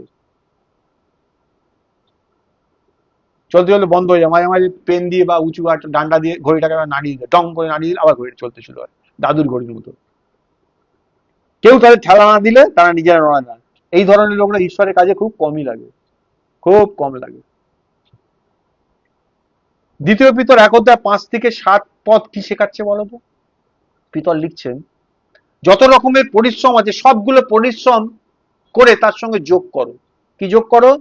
তোমাদের বিশ্বাস, বিশ্বাসের সঙ্গে যোগ করো গুণ, অর্থাৎ সদ্গুণ, সদ্গুণের সঙ্গে যোগ করো জ্ঞান, জ্ঞানের সঙ্গে যোগ করো আত্মসংযম, আত্মসংযমের সঙ্গে যোগ করো সহিষ্ণুতা বা ধৈর্য, আর ধৈর্যের সঙ্গে যোগ করো ভক্তি, আর ভক্তির সঙ্গে যোগ করো ভাতৃস্নেহ বা ভাতৃপ্রেম, আর প্রেমের সঙ্গে যোগ করো প্রেম। এটাই হচ্ছে পরিশ্রম। পরিশ্রম মানে তোমার একটা জিনিস আছে, তার সঙ্গে যোগ করো আরেকটা, সেটা পেলে আবার একটা যোগ করো।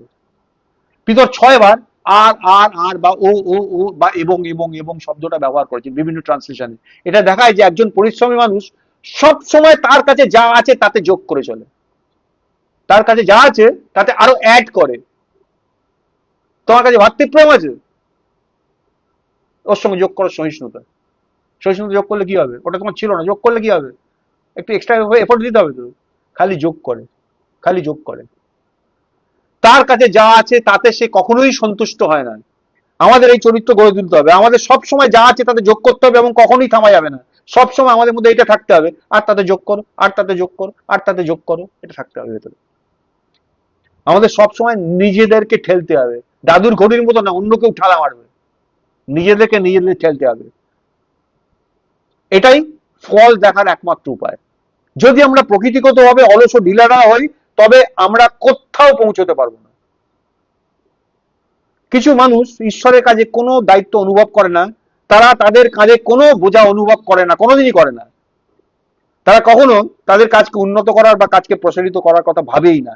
তারা কখনোই প্রভুর জন্য আরো মানুষকে জেতার বা সুসমাচারকে পৃথিবীর প্রান্ত পর্যন্ত পৌঁছে দেওয়ার জন্য কি করা উচিত সে কথা কোনোদিনও ভাবে না। তারা সবকিছু সহ্য করতে পারে, ও ঠিক হয়ে যাবে, প্রভু তো আছেন, সব ঠিক হয়ে যাবে। ঈশ্বর কিভাবে এমন একজন মানুষকে ব্যবহার করবেন? যদি তারা আজ একটা প্রাণও রক্ষা না করে বা আজকে একটা প্রাণকেও রক্ষা পেতে না দেখে, তারা এটাকে স্বাভাবিক মনে করে, ঠিক আছে আজকের দিনে হয়েছে। যদি তারা আগামীকালকেও একটা প্রাণকে রক্ষা পেতে না দেখে, তারা তাতেও বিচলিত হবে না। ঈশ্বরের জন্য এই ধরনের মানুষরা কিভাবে কাজ করবে? প্রভুর উদ্দেশ্য কিভাবে এমন কর্মীদের মাধ্যমে পূর্ণ হবে? ঈশ্বর এমন কর্মচারীদের চান, তার এমন সহদাসদের চান যারা কখনো হাল ছাড়বে না। কি করবে না? হাল ছাড়বে না। যারা সব সময় তাদের কাছে যা আছে তাতে খালি যোগ করবে। কেউ এমন মানুষই প্রভুর কাজে অংশ নিতে পারে। আমার কাছে এটা আছে, আমি এটা করতে পারি, পেরে গেছি ওটা করতে, এবার কি করছে? সে অপেক্ষা করছে না, আরেকটা জিনিস যোগ করছে যেটা এখন সে করতে পারে না। সেটা যখন পেরে যায় তখন থামে না, তারপর আরেকটা জিনিস যোগ করে, সেটা সে করতে পারে না।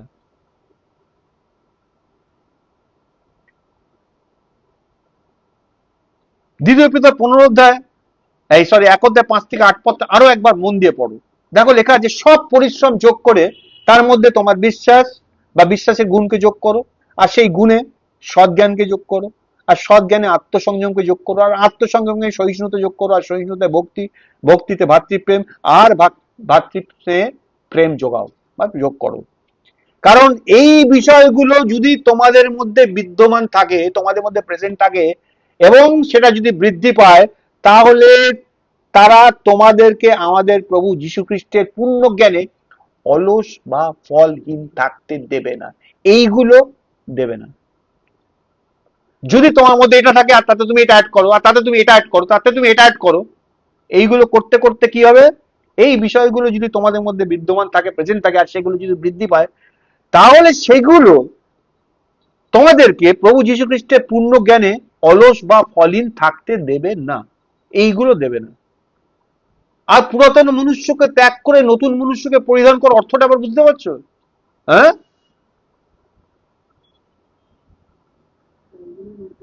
হ্যাঁ। আর হওয়ার পরে তুমি দেখবে তুমি আর ফলহীন থাকছো না, অলস থাকতে পারছো না, ফ্রুটফুল হয়ে উঠছো।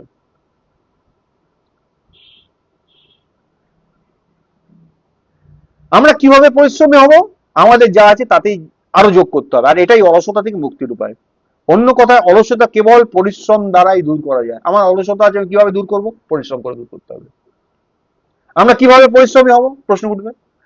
আমরা সব সময় আমাদের যা যা আছে তার সঙ্গে আরো যোগ করে পরিশ্রমী হব। আমাদের সব সময় অনুভব করতে হবে যে আমাদের যথেষ্ট নেই, আমরা অল্পতেই সন্তুষ্ট হয়ে যাই। আমাদের মনে করতে হবে আমাদের যথেষ্ট নেই, আমাদের যা আছে তাতে আমরা সন্তুষ্ট হবো না, এবং আমরা থামবো না যতক্ষণ না আমরা ওই প্রাচুর্যে পৌঁছই যে প্রাচুর্যের কথা উনি বলেছেন, এবং আমাদের প্রভু যীশু খ্রিস্টের তত্ত্ব জ্ঞানে অর্থাৎ পূর্ণতার পর্যন্ত আমরা যেন এগিয়ে না যেতে পারি, ততক্ষণ আমরা থামবো না, যাতে আমরা আর ফলহীন না থাকি। ওটা হলে আর ফলহীন থাকবে না। পিতর কিন্তু এখানেই থামেননি। এত অব্দি বলে যদি পিতর থেমে যেতেন তাহলে ঠিক হতো, না থামেননি, তিনি আরো এগিয়ে গেছেন। দেখো, কাইন্ডলি 15 পদটাকে পড়ো, সেখানে লেখা আছে, আর তোমরা যাহাতে আমি মরে যাবার পর, পিতর তো একটা মানুষ হিসেবে তিনি বলছেন, লেখা আছে, আর আমার যাত্রার পরে সর্বদা এই কথা স্মরণ করতে পারো, এমন যত্ন করিব। এই যত্ন মানে এমন এফর্টও দেবো, এমন পরিশ্রম করব। আবার বলছি, আর তোমরা যাহাতে আমার যাত্রার পরেও সর্বদা এই কথা স্মরণ করতে পারো, তার জন্য এমন পরিশ্রম করব। তাহলে পৌলের জার্নিটা, পিতরের জার্নিটা পিতর কতদূর অব্দি ভাবছেন বা করছেন? এখানে আবার পরিশ্রম শব্দটা ব্যবহার হয়েছে। পিতর তাদেরকে পরিশ্রম করে এই বিষয়গুলো মনে রাখতে বলছিলেন। নাম্বার ওয়ান, তিনি হয়তো অনেক অলস মানুষ দেখেছিলেন, এই জন্যই তিনি তাদেরকে পরিশ্রম করে স্মরণ করিয়ে দিতে বাধ্য হয়েছিলেন। এই কথাগুলো বারবার তাদের মনে করিয়ে দিতে পিতরের কষ্ট হতো, পিতরকে এফর্ট দিতে হতো, পরিশ্রম করতে হতো। তাই আমি চলে যাবার পরেও, আমার অবর্তমান অ্যাবসেন্সেও যেন এই জিনিসগুলো তোমাদের মনে থাকে, তার জন্য কাজ করে যাবে। বুঝতে পারছো কি বলছে? তাই প্রিয় ভাই বোনেরা, যদি একজন মানুষ প্রভুর সেবা শিখতে চায়, তবে তাকে তার দায়িত্বের গুরুত্ব, চারপাশের প্রয়োজনের জরুরি বিষয়গুলো এবং সময়ের ক্ষণস্থায়ী প্রকৃতি সম্পর্কে জাগ্রত হতে হবে। সময়ের ক্ষণস্থায়ী প্রকৃতি, আমি আজ আছি, 5 মিনিট পরে কি ঘটবে আমি জানি না। তাহলে আমার জীবনের সময়টা দীর্ঘস্থায়ী, ক্ষণস্থায়ী। এই ক্ষণস্থায়ী যে প্রকৃতি, এই সম্বন্ধে আমাকে অলওয়েজ জেগে থাকতে হবে, মনে রাখতে হবে জীবনটা সংক্ষিপ্ত। যদি এই সচেতনতা সেই ব্যক্তির মধ্যে থাকে, তবে ডেফিনেটলি সে পরিশ্রমী হবে আর অবিচল হবে। এটা থাকলে তবে হবে। আমরা অনেক সময় বলি আমি জানি না কতদিন বাদে, কিন্তু যে কথাটা বলি না সেটা বিলিভ করি না। আমি বহুবার দেখেছি এই জিনিসটা, এই চলছে কেটে যাচ্ছে আর যে কটা দিন আছে।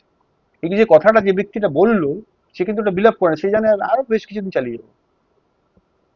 এটা বলার কথা বলে ফেলে, এটা অভ্যাসের কথা। যদি সত্যি সত্যি সে এটা ভেবে বলতো, তাহলে সে কি করতে বলো তো? তার যা ইনকমপ্লিট টাস্ক গুলো পড়ে আছে সেগুলো শেষ করার জন্য পাগল হয়ে উঠতো না? হ্যাঁ, তা ভাবে কোনোদিন দেখেছো যে লোকটা এই কথা বলে? আর যে কদিন আছি, তার কোনো হারিনেস দেখেছো কোনোদিন? দিব্যি চলছে, চলবে, তার মানে যেটা বলে সেটা বিশ্বাস করে, জানে ও চলে যাবে। তারপর একদিন ঢং করে একটা ঘন্টা বাজে, আর লেখা আছে সেই দণ্ড সে যখন ভাবেনি তখনই ঘটে। তখন সে ভাবতে আগে, এই রে, এই রে, এত এই জীবন ইনকমপ্লিট রেখে চলে যাচ্ছে। কি ভয়ঙ্কর না বিষয়? যদি আমরা সময়ের ক্ষণস্থায়ী প্রকৃতি, চারপাশে প্রয়োজনের জরুরিতা বা আমাদের দায়িত্বের গুরুত্বকে অনুভব না করি, আমাদের প্রত্যেকের জীবনে ঈশ্বর একটা দায়িত্ব দিয়েছেন। আমরা আমাদের পিতাকে আমাদের ঈশ্বরকে কিভাবে গ্লোরিফাই করতে পারি? আর তুমি আমাকে যে কাজ দিয়েছো তা সম্পন্ন করে এখন আমি তোমাকে গৌরবান্বিত করছি, বলেছেন যিশু। হ্যাঁ, আমরা কিভাবে আমাদের জীবনে আমাদের ঈশ্বরকে গৌরবান্বিত করতে পারি? তিনি আমাকে যেটা করতে দিন সেটা শেষ করে, কজন সেই কাজের মধ্যে রয়েছে এবং কজন শেষ তো দূরের কথা, কত দূরে গিয়েছো। 80 ঘন্টাটা যদি বেজে যায় কি হবে? তাই যদি আমরা এই দায়িত্বের গুরুত্ব অনুভব না করি, তবে আমরা ঈশ্বরের রাজ্যে, ঈশ্বরের কাজে খুব বেশি কিছু করতে পারবো না। হালেলুয়া। হ্যাঁ, সবাই হালেলুয়া বলতে পারলো না, কেন বলতো? কঠিন বিষয়। এটাই আশা করেছিলাম, ঠিক হালেলুয়া বলা যায় না এতে। কিন্তু প্রভু চাইছেন আমরা যেন এই বিষয়টা দেখি। এই বিষয় কিন্তু শেষ হয়নি, আরো অনেকগুলো পয়েন্ট এর মধ্যে ইনক্লুড হচ্ছে। প্রভুর একজন সৈনিকের বেসিক ফান্ডামেন্টালিস্ট মানে ক্যারেক্টারিস্টিক্স বা বৈশিষ্ট্য যাই বলি না কেন, কি কি থাকা উচিত, তার মধ্যে অলরেডি আমরা দেখেছি একজন ভালো লিসনার হওয়া, একজন ভালো শ্রোতা হওয়া। আমরা দেখেছিলাম একজন মানব প্রেমিক হওয়া। আমরা দেখেছিলাম দুঃখভোগ স্বীকার করা একটা মানসিকতা থাকা। আজকে ঈশ্বর আমাদের বললেন দেহকে আঘাত করা এবং দেহকে আমার দাস বানানো, যাতে প্রভুর প্রয়োজনে ওই দাস আমার বাধ্য টাট্টু ঘোরার মতো থাকে। আর বললেন পরিশ্রমের কোনো বিকল্প হয় না ঈশ্বরের রাজ্যে। এরপরেও কিন্তু ঈশ্বর অনেকগুলো জিনিস বলতে চান। যে কোনো ঈশ্বরের দাসের আর কতগুলো কোয়ালিটি থাকা হতো, আজকে সময় হবে না, প্রভু চাইলে পরবর্তী আলোচনা দেবো। একটা হচ্ছে সংযত ভাবে কথা বলা, জানো, যেটা আমরা বলি না, রিস্ট্রেইনড ইন স্পিকিং, আমরা ফাট করে কথা বলি। ঈশ্বরের যে কোনো দাসের, আমরা বাইবেল থেকে দেখবো পরবর্তীকালে সংযত ভাবে কথা বলা একটা বিষয়। স্টেবিলিটি, স্থিরতা আরেকটা বিষয়। যে কোনো ঈশ্বরের কর্মচারী একটা বৈশিষ্ট্য মধ্যে থাকবে, স্থিরতা। অনেক সময় আমরা সাবজেক্টিভ হই, মানে আমি অলরেডি জানি তুমি কি জিনিস, আমায় বলতে শোনো। এই সাবজেক্টিভ না হওয়া ঈশ্বরের লোকদের বৈশিষ্ট্য। এবং ফাইনালি মামন বা অর্থের প্রতি আমার অ্যাটিটিউডটা কি থাকে, টাকা পয়সার প্রতি আমার মনোভাব কি থাকে, সেটাও একটা বৈশিষ্ট্য। প্রভু চাইলে পরের বৃষ্টিকালে এই আলোচনাগুলো করবো আমরা। এনিওয়ে, আমরা শেষ করি, প্রার্থনা করি। প্রিয় প্রভু, তোমায় ধন্যবাদ দিই, তুমি আমাদের অত্যন্ত ভালোবাসো। ঠিক যেভাবে পৌল লিখেছেন, পিতর বলেছেন, যে এই কথাগুলো বারবার বলতে, বারবার লিখতে তাদের বিরক্তি হয় না, ঠিক একইভাবে সে আজকে 2000 বছর ধরে তুমি এই কথাগুলো বলে আসছো। আজকেও আমাদেরকে পাখি পড়ার মতো করে বলছো, কিন্তু তুমি বিরক্ত হচ্ছ না। তুমি বলেছো আমি মৃদুশীল নম্রচিত্ত, তোমরা আমার কাছে এসে শিক্ষা করো। তুমি আমাদের প্রত্যেককে ভালোবাসো প্রভু। তুমি তোমার আলোতে আমাদের উপর আলোকিত করছো, যেন আমরা আমাদের নিজেদেরকে চিনতে পারি। আমাদের যে দুর্বলতাগুলো আছে সেগুলো যেন প্রকাশিত হয়ে যায় প্রভু। নিজেদেরকে আমরা যেন নিজেরা চেপে ধরি, এবং সত্যি সত্যি এই ঘটনাগুলো যেন আমরা আমাদের জীবনে ঘটাতে পারি, যেন আমরা তোমার দাস বলার উপযুক্ত হতে পারি। আর সেই দিনকে তুমি এসে যেন বলতে পারো আমাদের দিকে, এসো আমার পিতার প্রিয় পাত্রেরা। সৃষ্টির পূর্ব থেকে তোমাদের জন্য যে স্থান আমার পিতা কর্তৃক নিরূপণ করা হয়েছিল, সেই স্থানে প্রবেশ করো, আমার সঙ্গে আমার রাজত্বে থেকে এনজয় করো। প্রভু, আমাদের জীবনে এনজয়মেন্ট বাকি আছে, সেই এনজয়মেন্টটা ইটারনিটি অব্দি চলবে প্রভু। এই বিষয়টা আমাদের প্রত্যেককে বুঝতে সাহায্য করো প্রভু, যেন আমরা এই জগতে তুমি আমাদের যে জন্য পাঠিয়েছো সেই কাজ সুসম্পন্ন করে তোমার গৌরবের কারণ হতে পারি। প্রত্যেককে এই বিষয়ে চেতনা দাও। তোমার সমস্ত মণ্ডলীতে যতজন প্রভু তোমার আগমনকে ভালোবাসছে, তোমার আগমনের প্রতীক্ষা আছে, প্রত্যেককে তুমি প্রস্তুত করো। আর এই কঠিন সময়ের মধ্যে দিয়ে আমরা চলেছি, আগামীতে আরো কঠিনতম পরিস্থিতির মধ্যে আমরা যাচ্ছি প্রভু, এবং যাব। কারণ তোমার বাক্য বলছে আকাশ ও পৃথিবী লোভ হবে, কিন্তু তোমার বাক্যের লোভ কখনো হবে না। তাই প্রভু, আমাদের প্রত্যেকে সংবেদনশীল হতে এবং তোমার বাক্যে মনোযোগী হয়ে নিজেদেরকে চালনা করতে সাহায্য করো, যেন তোমার দেখানো পথে আমরা নতুন মনুষ্যকে পরিধান করার জন্য পুরনো মনুষ্যকে ত্যাগ করতে পারি। আর সেটা করার জন্য এইগুলো ছাড়া আমাদের কাছে কোনো বিকল্প নেই প্রভু। তাই তোমায় ধন্যবাদ দিই, তুমি যে জিনিস আমাদেরকে শেখাচ্ছ, আমাদেরকে ভালোবাসো বলে আমরা যেন সেই বিষয় গুরুত্ব দিই, মনোযোগ দিই, এবং সত্যি সত্যি তোমার জন্য উপযোগী হয়ে উঠি। সমস্ত গৌরব তোমায়, যিশু নামে প্রার্থনা চাই, আমেন।